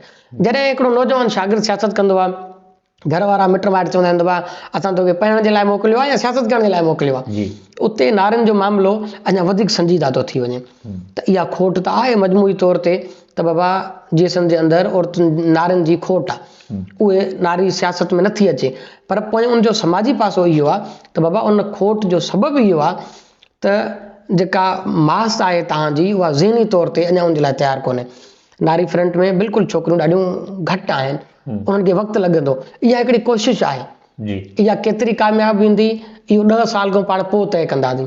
अॼु जंहिंमें 8 आहिनि, हाणे इहो ॾिसो त उहे 8 जी बि हिमत थिए त उहे FIR बि उन्हनि ते थिए थी, मामला रुकावटूं थियनि थियूं, फैमिली प्रेशर आहे, ॿिया सोसाइटल प्रेशर आहे, तंहिं हूंदे बि उहे जेके बि औरतूं आहिनि उहे सियासत में अॼु आहिनि। उन्हनि जे ज़रिए ॿियूं बि खोड़ सारियूं औरतूं जेके आहिनि उहे नारी तहरीक सां असां सभिनि सां राब्तनि में आहिनि, जेके इन फ्रंट खे अञा वधीक मज़बूत कंदियूं।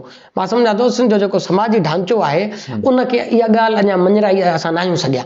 छो त औरत तव्हां वटि मुकमल तौर ते आज़ादु कोन्हे का।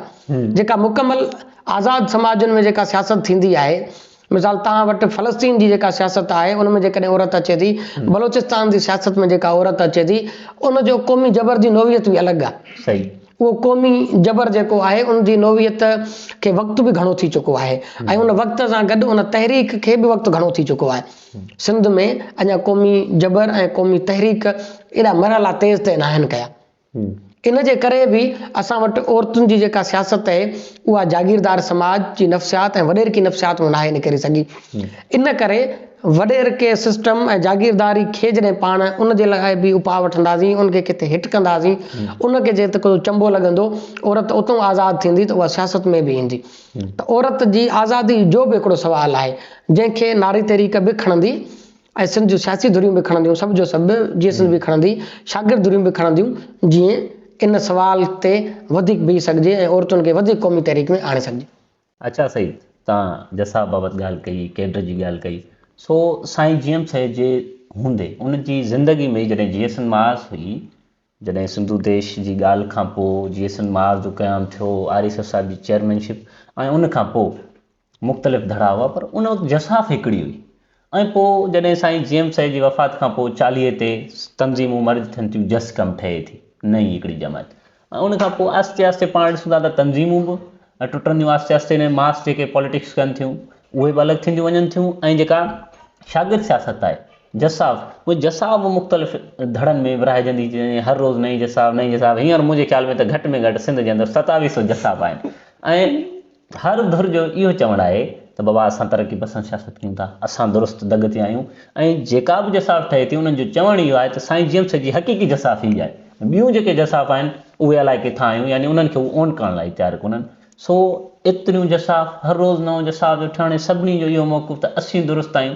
सो तव्हांजी नज़र में एतिरी जसाफ़ हुअण जो मक़सदु छा आहे? जॾहिं त सभु शागिर्द सियासत में यकीन रखनि थियूं, सभिनी जो इहो मक़सदु आहे त हिकिड़ो केडर तयारु कजे, पर पाण खे वरी उहो केडर नज़र नथो अचे। सो इनखे तव्हां कीअं था ॾिसो? इनखे ॾिसण खां पहिरियां मां इन में पंहिंजी भलाई थो सम्झां, जो तव्हां मूंखां इहो न पुछो त मां कंहिंखे दुरुस्त थो सम्झां। इहो सवाल पोइ इन ते वरी फ़तवा वारो कमु थी वञे हा। इहो तव्हां मूं ते थोरो कयो आहे। त मंसूर ॻाल्हि इहा आहे त सियासत जा रस्ता तय कंदी आहे तव्हांजी समाजी बीहक। जेको तव्हांजी समाज में वहे वापरे थो, उन सॼे जो जेको रस्तो आहे उहो सियासत में बि किथे न किथे रस्ते जे तौर ते साम्हूं ईंदो। तव्हांजी समाज जेकॾहिं मुंतशिर आहे त तव्हांजी सियासत मुंतशिर हूंदी। समाज तव्हांजी विरायल आहे, सियासत तव्हांजी विरायल हूंदी। साॻे ई तरीक़े सां तव्हांजी क़ौम जेकॾहिं मौक़िफ़नि में, सियासत में, दग में, स्ट्रेटजी में, प्लानिंग में किथे न किथे विरायल आहे त तव्हांजी सियासत बि विरायल हूंदी। क़ौमी सियासत ते तव्हां स्पेसिफाई कयो आहे, मां इन करे उन ते थो अचां। जी जी। साईं जीएम सैयद जे हूंदे बि मुख़्तलिफ़ जमायतूं हुयूं जी। मिसाल शागिर्द हुया जेकॾहिं त कादिर मक्सी उन टाइम बि प्रोग्रेसिव जिसाफ़ हलाईंदो हुयो, जिसाफ़ तरक़ी पसंद। साॻे ई तरीक़े सां उन टाइम जिसाफ़ बि हुई जंहिंजी अॻुवाणी गुलमम जखराणी ऐं शहीद बशीर ख़ान पए कई। जी। उन्हनि सां गॾु ॿियूं बि खोड़ अहिड़ियूं तंज़ीमूं, जीअं तहरीक बि हुई त जीअं महाज़ बि हुई। जी। इहे सभु असीं ॾिठोसीं त अलॻि अलॻि तंज़ीमूं हुयूं उन दौर में बि, साईं जीएम सैयद जी ज़िंदगी में बि। पर साईं जीएम सैयद जो हुन में इहो किरदारु हुयो त जीअं हिकु घर जो वॾो हूंदो आहे न। जी जी। छो त साईं जीएम सैयद बि ईअं ई हिकिड़ी फिगर जे तौर ते, वॾी फिगर जे तौर ते, ईअं ई जीअं हिंदुस्तान में गांधी हुयो। हाणे गांधी हक़ीक़त में कांग्रेस जो ईअं मेंबर कोन हुयो। सही।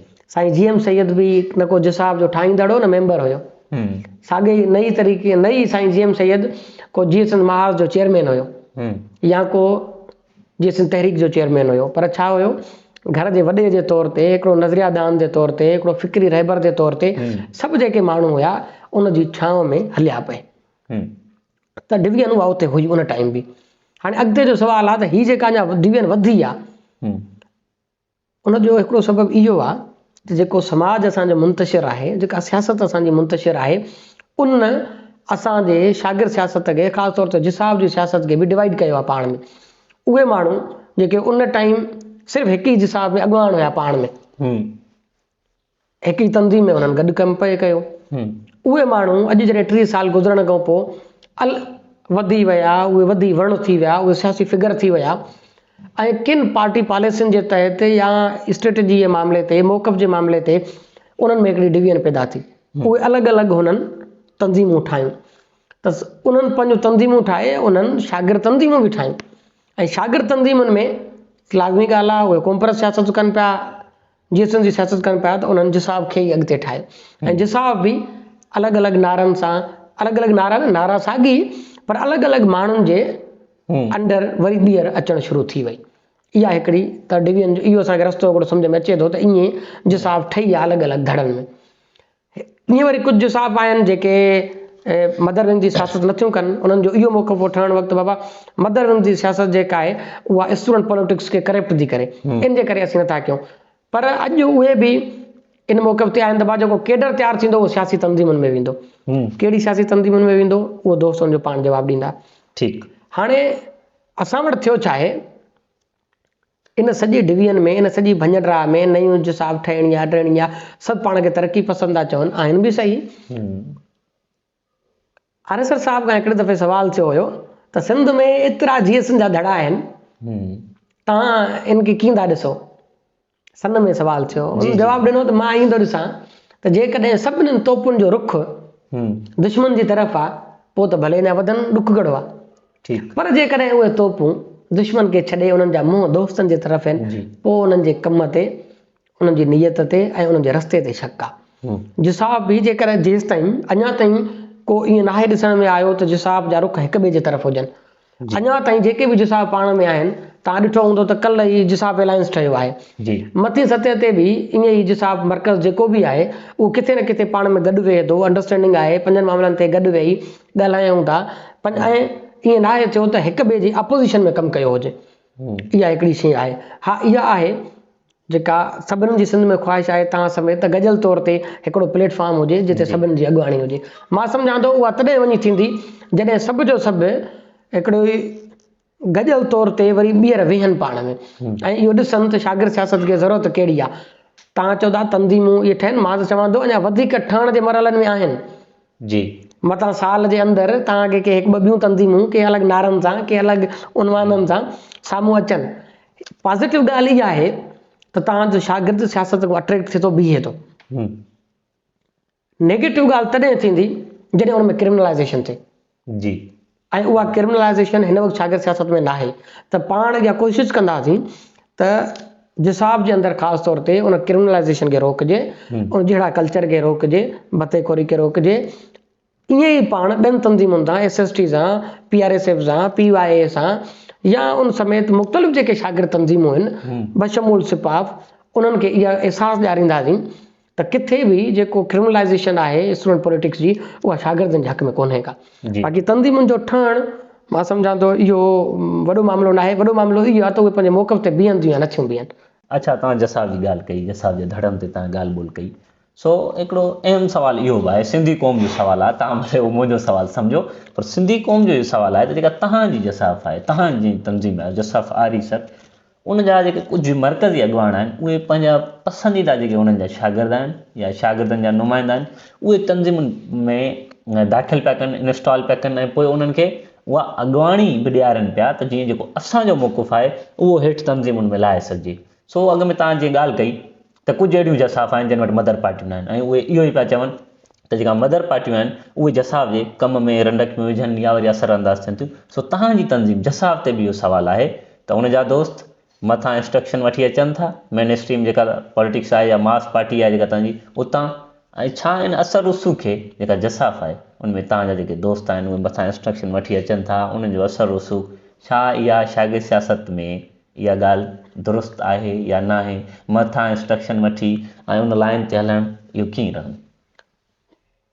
जेको मूं तव्हांजो सुवालु सम्झो आहे, जेकॾहिं ग़लति न आहे सम्झो, हाणे असर रसूख़ खे ई खणी था अचूं। बाबा हिकिड़ो इहो आहे असर रसूख़ खां पहिरियां, बल्कि मां हिन मामले ते थो वञा त जिसाब जेको आहे उहो ज़ीली फ्रंट आहे जीअं सिंध क़ौमी महाज जो। जी त हिते पेनिट्रेशन वारो मामिलो न आहे त बाबा पेनिट्रेट करे को ॿाहिरीं एजेंडा का अहिड़ी एजेंडा आणिजे, इहो कोन्हे को। सिंध में जेका बि जीअं सिंध आहे उन्हनि वटि हिकिड़ो सुप्रीम इदारो GMS काउंसिल आहे। GMS काउंसिल फ़ैसिला साज़ इदारो आहे। उन GMS काउंसिल में नारी तहरीक जा अॻुवान बि आहिनि, जीअं सिंध क़ौमी महाज जा अॻुवान बि आहिनि, पोरियत संगत जा अॻुवान बि आहिनि, त जिसाब जा अॻुवान बि आहिनि। उहो गजल तौर ते हिकिड़ो इदारो हूंदो आहे। जिसाब ज़ीली फ्रंट आहे। जी तव्हां जेका कयो था असर रसूख़ वारी ॻाल्हि जी, त मां इहो चवंदुमि जेकॾहिं जिस्कम जो ज़ाती असर रसूख़ जो तव्हां लफ़्ज़ हाणे था इस्तेमालु कयो, जी मां इहो थो चवां त जेकॾहिं असर रसूख़ ज़ाती थींदा आहिनि, पाण सिंध में दारो, सिंध में शख़्सियतुनि जा असर बि थींदा आहिनि ऐं सियासत में बि शख़्सियतुनि जो असर थींदो आहे। जी जी जी पर उहा का अहिड़ी पेनिट्रेशन कोन्हे का, उहा का इन लहजे जो असर रसूख़ कोन्हे को, इन रवैये जो असर रसूख़ कोन्हे को जंहिंजे करे सिंध जी शागिर्द सियासत ग़लति लाड़नि जे तरफ़ हली वञे। मिसाल कंहिं दोस्त ईअं थियो हूंदो त कंहिं चयो हूंदो त जेकॾहिं मंसूर आहे, मंसूर सुठो दोस्त आहे, इनखे जेकॾहिं मौक़ो ॾिनो वञे ॾाढो भलो थींदो।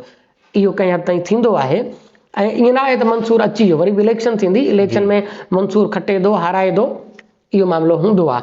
बाक़ी मुकमल तौर ते ईअं चवणु त बाबा ॿाहिरों हिकिड़ो माण्हू जीअं पेनिट्रेशन थी वई, असर रसूख़ वाही माण्हू आयो, को पुछाणो ई न आहे, अची अॻुवान थी वञे, वरी जेसिताईं अॻुवान हुजे को न पुछे, ईअं घटि में घटि जिसाब में कोन पियो थिए।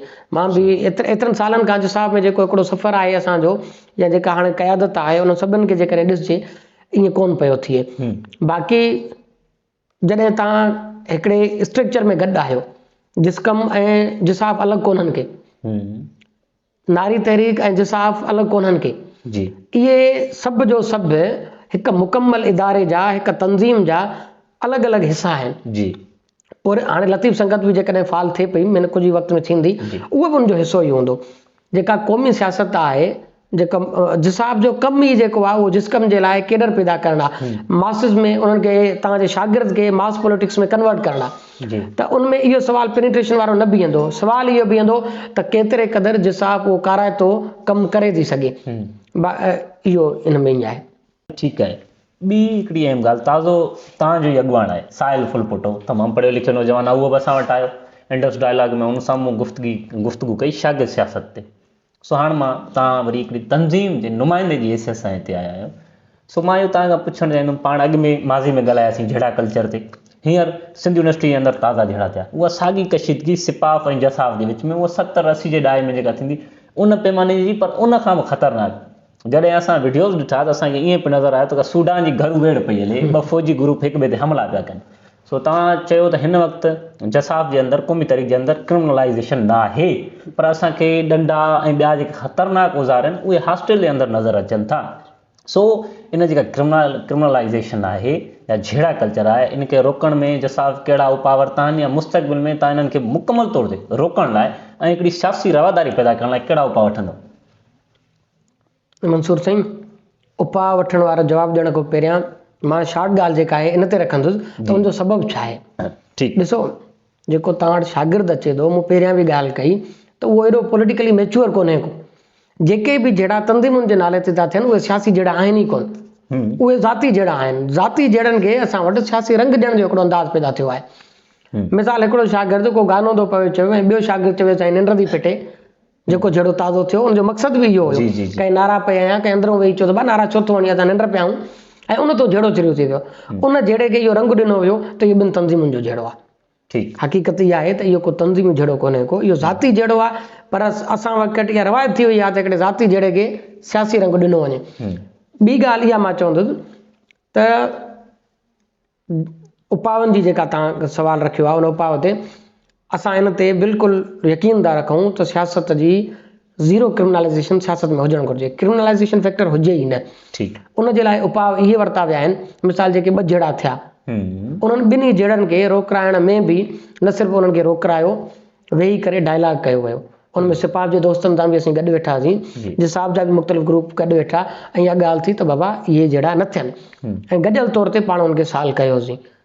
हुया ज़ाती क़िस्म जा जहिड़ा, रंग उन्हनि खे सियासी ॾिनो वियो, तॾहिं बि पाण गॾिजी तौर ते उन्हनि ॿिन्ही मसइलनि खे हल करायोसीं। असांजो को बि शागिर्द जेकॾहिं डायरेक्ट कंहिं जहिड़े में मुलविस थिए थो, कंहिं मामले में मुलविस थिए थो, न सिर्फ़ु असीं उन खां सख़्तु पुछाणो था कयूं, पर असीं सम्झूं था त उनजी तंज़ीम में का बि अहिड़ी जॻह नथी बीहे जेकॾहिं हू क्रिमिनल माइंड सेट जो आहे त। छो त जॾहिं असीं ॻाल्हि वॾी था कयूं, क़ौमी आज़ादी जी ॻाल्हि था कयूं, क़ौमी केडर बिल्डिंग जी था कयूं, तंहिं में जेकॾहिं तव्हांजो क्रिमिनल माण्हू न हली सघंदो, उहो अॻिते हली बि तव्हांजी सियासत खे करप्ट कंदो। इन जे करे इहो ज़रूरी आहे त उन्हनि माण्हुनि जी पहिरियों ई निशानदेही कजे, उन्हनि खे ॿाहिरि कजे। पर इन में हिकिड़ी चूंडड़ी इहा बि आहे जेका सिंधी समाज खे चूंडड़ी आहे। असीं जागीरदार ऐं वॾेरकी नफ़्सियात जा माण्हू आहियूं, ऐं उन वॾेरकी ऐं जागीरदार नफ़्सियात जेका असीं ॻोठूं खणी अचूं था, उन में हिकिड़ो जेको आम जेको नौजवान आहे, उन वटि हरू भरू जो माचूमेन वारो कॉन्सेप्ट आहे, हरू भरू जो मुड़ुसु माण्हू थियण वारो कॉन्सेप्ट आहे।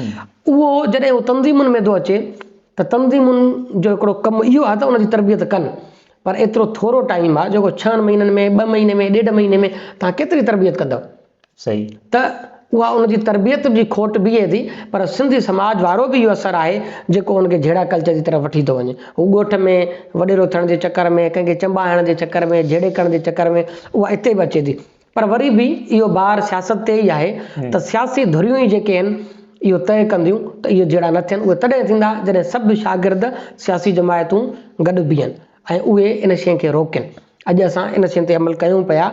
ऐं तव्हां चयो त सूडान इहो जहिड़ो हुजे, बिल्कुलु इहो जहिड़ो हिन लेवल जो हूंदो, शायदि मूंखे एतिरो नज़र न आयो, पर हूंदो। पर पाण इन ते कंट्रोल कयो आहे ऐं कोशिशि कई आहे। तव्हां ॾिठो त मसइला ॿई हल थी विया। अॻिते बि इहा कोशिशि हूंदी त इहो मसइलो न थिए। असीं जेके ब्रदर तंज़ीमूं आहिनि या आइडियोलॉजिकल मुख़ालिफ़ तंज़ीमूं आहिनि, उन्हनि सां न सिर्फ़ु गॾु वेहूं था, पर इन मामले ते सलाह मशवरो बि कयूं था, इहो बि कयूं था त इन शइ खे रोके सघिजे। अच्छा, ठीकु आहे। थोरो ई वक़्तु अॻु में सिंधी शागिर्द मुख़्तलिफ़ शागिर्द जमायतूं आहिनि, उन्हनि जो हिकिड़ो दोस्त इंडस डायलॉग में आयो। असां तव्हां जसाफ या सिंधी शागिर्द सभा या SST या मुख़्तलिफ़ जेके जमायतूं आहिनि, उहे मज़लूम क़ौमुनि जूं नुमाइंदा आहिनि। ऐं पाकिस्तान जे अंदरि एंटी कॉलोनियल मूवमेंट जो मक़सदु इहो आहे त समूरी दुनिया जे अंदरि जेको साम्राज्य आहे उनजी मुखालफ़त, छाकाणि त साम्राज्य हिकिड़ी डिघी चेन आहे जेका हितां खां शुरू थिए थी अमेरिका ताईं वञी पहुचे थी, ऐं सॼो हिकिड़ो साम्राज्य वॾो हिकिड़ो ऑर्डर आहे, उनजी मुखालफ़त लाज़मी तौर ते जेके तरक़ी पसंदि क़ौमी तरीक़ो आहिनि उनखे करणु घुरिजे। सो उन में हिकिड़ो दोस्त आयो, उन फ़लस्तीन ते पंहिंजो मौक़िफ़ रखो, पाण उनखे छॾे तव्हां खां असीं जसाफ खां इहो पुछण था चाहियूं त यासिर अरफ़ात हिकु दफ़े कराची आयो, उहो जसाफ जे दोस्तनि सां मिलियो। गुल मोहम्मद जखरानी शाह मोहम्मद शाह पंहिंजी आत्मकथा में बि लिखियो आहे, उहो जसाफ सां मिलियो ऐं उनजो इहो ख़्यालु हो त जसाफ जहिड़ी हिकिड़ी ज़बरदस्त क़िस्म जी जमायत फ़लस्तीन जे अंदरि क़ाइमु कजे जेका इसराइल ख़िलाफ़ु हिकिड़ो मज़बूत केडर तयारु करे। उन वक़्तु जसाफ केडर तयारु कयो, ॿिन में त को शक कोन्हे। सो हींअर तव्हां ॾिठो हूंदो त सिंध यूनिवर्सिटी जे हॉस्टल में सूडाननि जी एसोसिएशन आहे, सूडानीज़ उते रहनि पिया, फ़लस्तीनी रहनि पिया, तरक़ी पसंदि जमायतूं आहिनि जंहिंमें अल-फतह बि आहे, जारजाबाद जी पॉपुलर फ्रंट बि आहे ऐं सूडान जूं शागिर्द जमायतूं बि थिया आहिनि। तव्हां हिन वक़्तु जसाफ जो उन्हनि तंज़ीमुनि सां जेके मिडल ईस्ट जूं, जेके पाण ईअं चऊं त हिकिड़ियूं पीढ़ियल ऐं ग़ुलाम क़ौमूं आहिनि, उन्हनि सां तव्हांजो केतिरे ताईं लाॻापो आहे? ऐं पाकिस्तान जो जेको नैरेटिव आहे फ़लस्तीन लाइ मज़हबी, उन खां हटी करे तव्हां क़ौमी बुनियादनि ते जसाफ उन्हनि शागिर्दनि खे केतिरो महसूसु करायो आहे त असीं सिंधी क़ौमी बुनियादनि ते मज़लूमियत जे बुनियादनि ते तव्हां सां गॾु आहियूं? उन दोस्त जो नैरेटिव मूं ॿुधो न आहे त उनजी मूंखे ख़बर बि न आहे, मां उन ते राय नथो रखां। मुंहिंजी राय इहा आहे त फ़लस्तीन जो कुझु दोस्त इहो टच ॾींदा आहिनि त बाबा फ़लस्तीन जो मामिलो मज़हबी आहे। हाणे त इहा ॻाल्हि रखंदुसि त निज पिज क़ौमी मामिलो आहे। कुझु दोस्तनि खे वरी इहो मथे में सूरु आहे त जेको फ़लस्तीन जी तहरीक हलाईंदड़ आहे उहा हिकिड़ी मज़हबी जमायत आहे।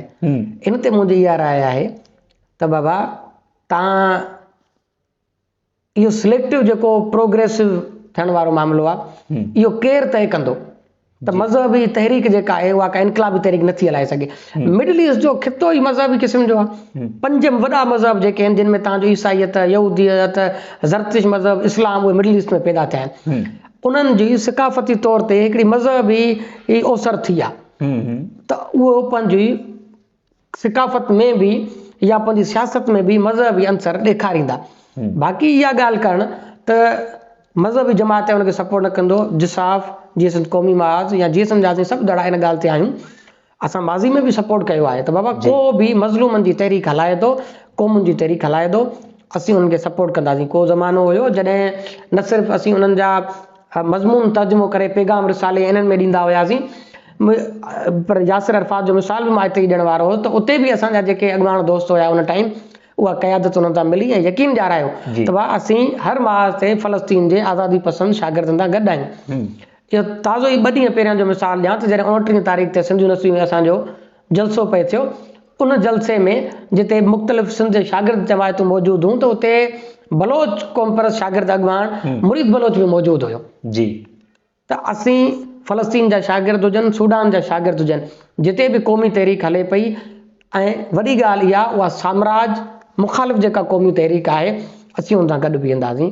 फ़लस्तीन जो शागिर्द हुजे, सूडान जो शागिर्द हुजे, बलूचिस्तान जो शागिर्द हुजे, पख्तूनख्वा जो शागिर्द जेकॾहिं सुभाणे पाकिस्तान जी कॉलोनाइज़ेशन जे ख़िलाफ़ु या जेको साम्राजियत आहे उनजे ख़िलाफ़ु बीहे थो, असीं उन सां बि वेझड़ाई पैदा करे उन सां गॾु बीहंदासीं। इन में असीं मिसाल फ़लस्तीन जे लाइ जेकॾहिं सिंध यूनिवर्सिटी में रैली निकिरे थी त माना सिंध जो शागिर्द असीं उनखे आन कयूं था, असीं उन खां किनारा कश नथा थी वियूं। ईअं ई असीं उन्हनि मां बि इहा उमेद था रखूं त बलूचिस्तान जो शागिर्द खोड़ दफ़ा इहो थियो आहे त जेकॾहिं सिंध जे शागिर्दनि ते क्रैक डाउन थियो आहे त बलूचिस्तान जे शागिर्द असांजे लाइ रोडनि ते निकिरी आया आहिनि। जेकॾहिं कराची यूनिवर्सिटी जो शागिर्द हयात बलोच मारिजी थो वञे त उन टाइम धरना हणाईंदड़नि में जिसाफ़ जे तरफ़ां असां बि उते मौजूदु हुयासीं। बिल्कुलु ईअं ई असीं फ़लस्तीन जे शागिर्द जे लाइ बि इहो ई था सम्झूं त न सिर्फ़ु उन सां वेझड़ाई कबी पर जेका बि इख़लाक़ी सपोर्ट, सियासी सपोर्ट थी सघंदी असीं मज़लूम क़ौमुनि जे शागिर्दनि सां उहा कंदा रहंदासीं। इन ते ॿियो मौक़िफ़ थी नथो सघे। क़ौमुनि जी आज़ादी पसंदि जेके तहरीक आहिनि उन्हनि सां हर हाल में बीहण जेको आहे उहो हर आज़ादी पसंदि जो धुर ऐं क़ौमी सियासत कंदड़ धुर जे मथां हिकिड़ो फ़र्ज़ जे तौर ते लागू थिए थो। अच्छा सही, तव्हां हिकिड़ो समूरो तारीख़ी पस मंज़र ॿुधायो, जसाफ जो ठहणु टुटणु, तारीख़ी इर्तिका ऐं सियासत में का बि शइ क़तई न आहे थींदी, तय न आहे करे छॾिबी। सियासत जा मुख़्तलिफ़ पासा थियनि था, हालतुनि मूजिबि तब्दीली अचे थी, कॾहिं दुश्मन सां वेहिजे थो, इन्हनि लेनन जे बक़ौल त बाबा कॾहिं कॾहिं अवामी मुफ़ादनि लाइ ज़िलत आमेज़ ठहा बि करणा पवंदा आहिनि, ईअं वेहणो पवे थो। तव्हां मुख़्तलिफ़ वक़्तनि ते झेड़नि खे रोकण लाइ अहिड़ियुनि धुरनि सां बि वेठा आहियो जंहिं सां जेके तरक़ी पसंदि न आहिनि, तव्हांखे मजबूर थी शागिर्दनि जे मुफ़ाद लाइ जीअं तव्हां ॻाल्हि कई त असां वेठा आहियूं। सो जसाव जो हिकिड़ो तरक़ी पसंदि रोल जेको तव्हां ॿुधायो समूरो, हिन वक़्तु जसाव जो 10 सालनि खां पोइ पाण खे वॾो हिकिड़ो किरदारु नज़र अचे पियो। असां तव्हांजो जलसो बि ॾिठो सिंध यूनिवर्सिटी जे अंदरि, ऐं मुख़्तलिफ़ तव्हांजा प्रोग्राम्स थिया, शागिर्द हलचल, तव्हांजो हिकिड़ो रिसालो जेको आयो, इहा हिकिड़ी तमामु ज़बरदस्त ॻाल्हि आहे त हिकिड़े तवील अरसे खां पोइ क़ौमी तहरीक जो रिसालो बि आहे, जो ख़ासि तौर ते शागिर्द सियासत जे अंदरि जेका हिकिड़ी तमामु वॾी ज़रूरत हुई, ऐं मुख़्तलिफ़ ॿिया दोस्त बि रिसाला कढनि था। प्रेस क्लब में बि तव्हां प्रोग्राम कराया, ऐं ताज़ो तव्हां प्रोग्राम बि रखियो आहे त सिंध जे मुख़्तलिफ़ शहरनि में तव्हां दौरा कंदव, मछ कचहरियूं कराईंदव, ऐं जसाव खे तव्हां वधीक फ़ाल कंदव। सो इन समूरे पस मंज़र में हींअर अॻिते लाइ तव्हां वटि कहिड़ी स्ट्रेटजी आहे? सिंध जे शागिर्दनि खे कीअं गॾु खणी हलंदव, कीअं इंतिज़ामी मामलनि सां गॾोगॾु हिकिड़ो केडर तयारु कंदव, ऐं जेका अॻिते हली क़ौमी तहरीक जूं जेका वागूं संभाले ऐं जेका एंटी कॉलोनियल मूवमेंट आहे सिंध जे अंदरि, उनखे को हक़ीक़ी जामो पहिराए सघिजे ऐं जेका नतीजा खेल हुजे।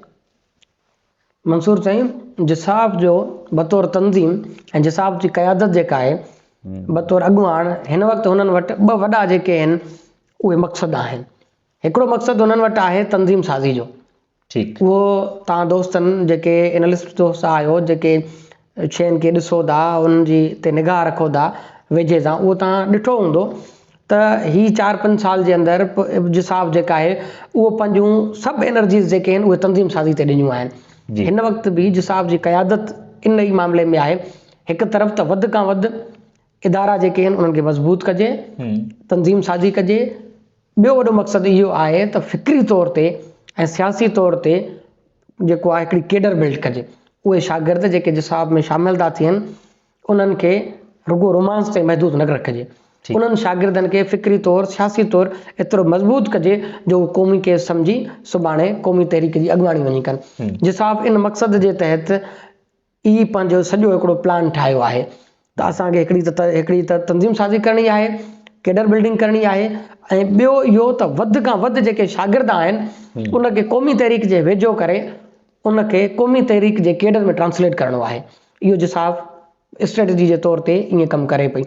उन जे लाइ जीअं तव्हां बि ज़िक्र कयो त मेड़ाका थियनि था, जलसा थियनि था, फ़िक्री कचहरियूं थियनि थियूं, रिसाला निकिरनि था, मुख़्तलिफ़ माण्हुनि तां कचहरियूं हलंदियूं, मुख़्तलिफ़ तंज़ीमुनि तां हलंदियूं, सिखिजे थो, सेखारिजे थो, ॿुधिजे थो, ॿुधाइजे थो।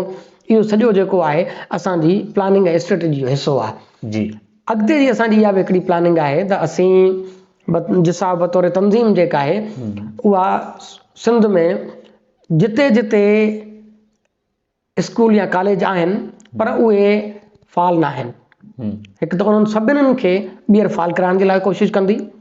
सिंध जे शागिर्दनि में तालीम आम करण जे लाइ असांजी हिकिड़ी टीम ठही आहे दोस्तनि जी, जेके दोस्त असांखे रिपोर्ट जसाव मर्कज़ खे पेश कंदा हर पंहिंजे शहर मां त कहिड़े शहर में केतिरा स्कूल बंदि आहिनि, कहिड़े शहर में स्कूल या कॉलेज जी ज़रूरत आहे पर उहा नाहे थी सघी। उन रिपोर्ट जी बुनियाद ते असां अॻिलो पंहिंजो जेको स्टेप आहे उहो अनाउंस कंदासीं ऐं सॼी सिंध में हिकिड़ो त इदारा तव्हांजो शागिर्द सियासी बि तॾहिं थींदो, तव्हांजो शागिर्द अॻिते बि तॾहिं ईंदो, सियासत खे तॾहिं सम्झंदो, समाज खे तॾहिं सम्झंदो जॾहिं तव्हां वटि तालीमी इदारो त हुजे।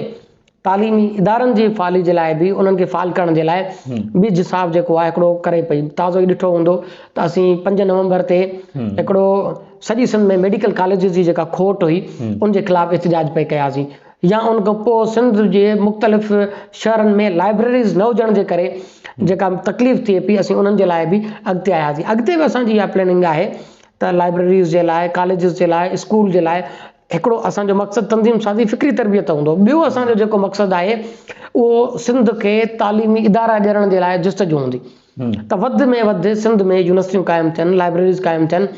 मिसाल हाणे जेको हैदराबाद डिवीज़न जो DO आहे उन टाइम उन पंहिंजी तकरीर में ॿुधायो त भाउ हिकिड़े 57,000 या 57 लख रखंदड़ आबादी रखंदड़ शहर जे लाइ या मुल्क जे लाइ हेतिरियूं यूनिवर्सिटियूं आहिनि पर सिंध में सिर्फ़ु 9 मेडिकल यूनिवर्सिटीज़ आहिनि गवर्नमेंट जी, या जर्नल यूनिवर्सिटीज़ बि हथनि ते ॻणण जहिड़ियूं, आङुरियुनि ते ॻणण जेतिरियूं आहिनि, माना एतिरो वॾो आहिनि ई कोन। इहो तॾहिं वधि में वधि शागिर्द अट्रैक्ट थींदो जॾहिं तालीमी इदारा हूंदा। जिसाफ़ इन स्ट्रेटजी जे तहत त हिकु त शागिर्दनि खे सेक्युलर तालीमी निसाब जी तरफ़ आणे ऐं ॿियो त सेक्युलर तहरीक जी तरफ़ आणे, मज़हबी एतिराम उन्हनि खे सेखारे। इन छिड़वागी खां बि असांजो मक़सदु आहे न सिर्फ़ु जिसाब जो कारकुन पर आम शागिर्द उनखे बि आम छिड़वागी खां बचाइजे त हरूं भरूं जे बहसनि में हरूं भरूं जी प्रोपोगंडा हरूं भरी जे मज़हबी इंतिशार जी तरफ़ न वञिजे उन्हनि खे इन ते गॾु कजे त सेक्युलर इदारा क़ाइमु कजनि सेक्युलर तालीमी इदारनि में साइंटिफिक ॼाण जे ज़रिए शागिर्द सियासत खे अॻिते वठी हलिजे जिसाब उन में लीडिंग किरदारु अदा कंदी इन बुनियादनि ते त असां हिकिड़ो तंज़ीमी स्ट्रक्चर जी तरफ़ बि वधंदासीं फिक्री स्ट्रक्चर बि क़ाइमु कंदासीं मासिस में ट्रांसलेट बि कंदासीं पंहिंजे केडर खे ऐं चोथों असां इहो कमु कंदासीं त सिंध जे नंढे वॾे शहर ॻोठ में असीं तालीमी इदारा क़ाइमु करण जे लाइ जुस्तजू बि कंदासीं इहो ई जिसाब जो वॾो मक़सदु आहे। अच्छा सही, तव्हांजी वॾी महिरबानी, तव्हां असांखे टाइम ॾिनो।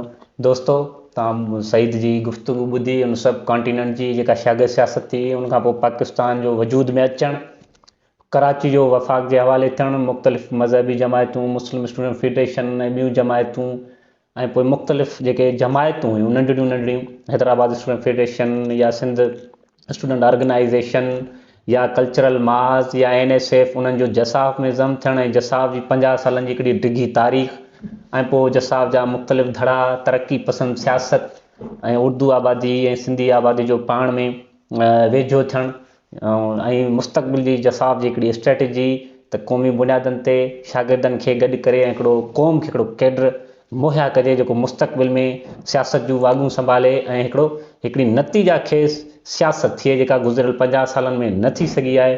सो असां तव्हां सां ॿीहर कंहिं नए दोस्त ऐं नए मौज़ू सां गॾु वरी हाज़िर थींदासीं। तेसीं ताईं पंहिंजे दोस्त मंसूर कलवड़ ऐं असांजे महिमान सईद चांडियो खे ॾींदा इजाज़त। तव्हांखे हीउ सेशन पसंदि अचे त पंहिंजे दोस्तनि सां वधि खां वधि शेयर कजो ऐं पंहिंजी राय खां ज़रूरु आगाह कजो। तव्हांजी महिरबानी।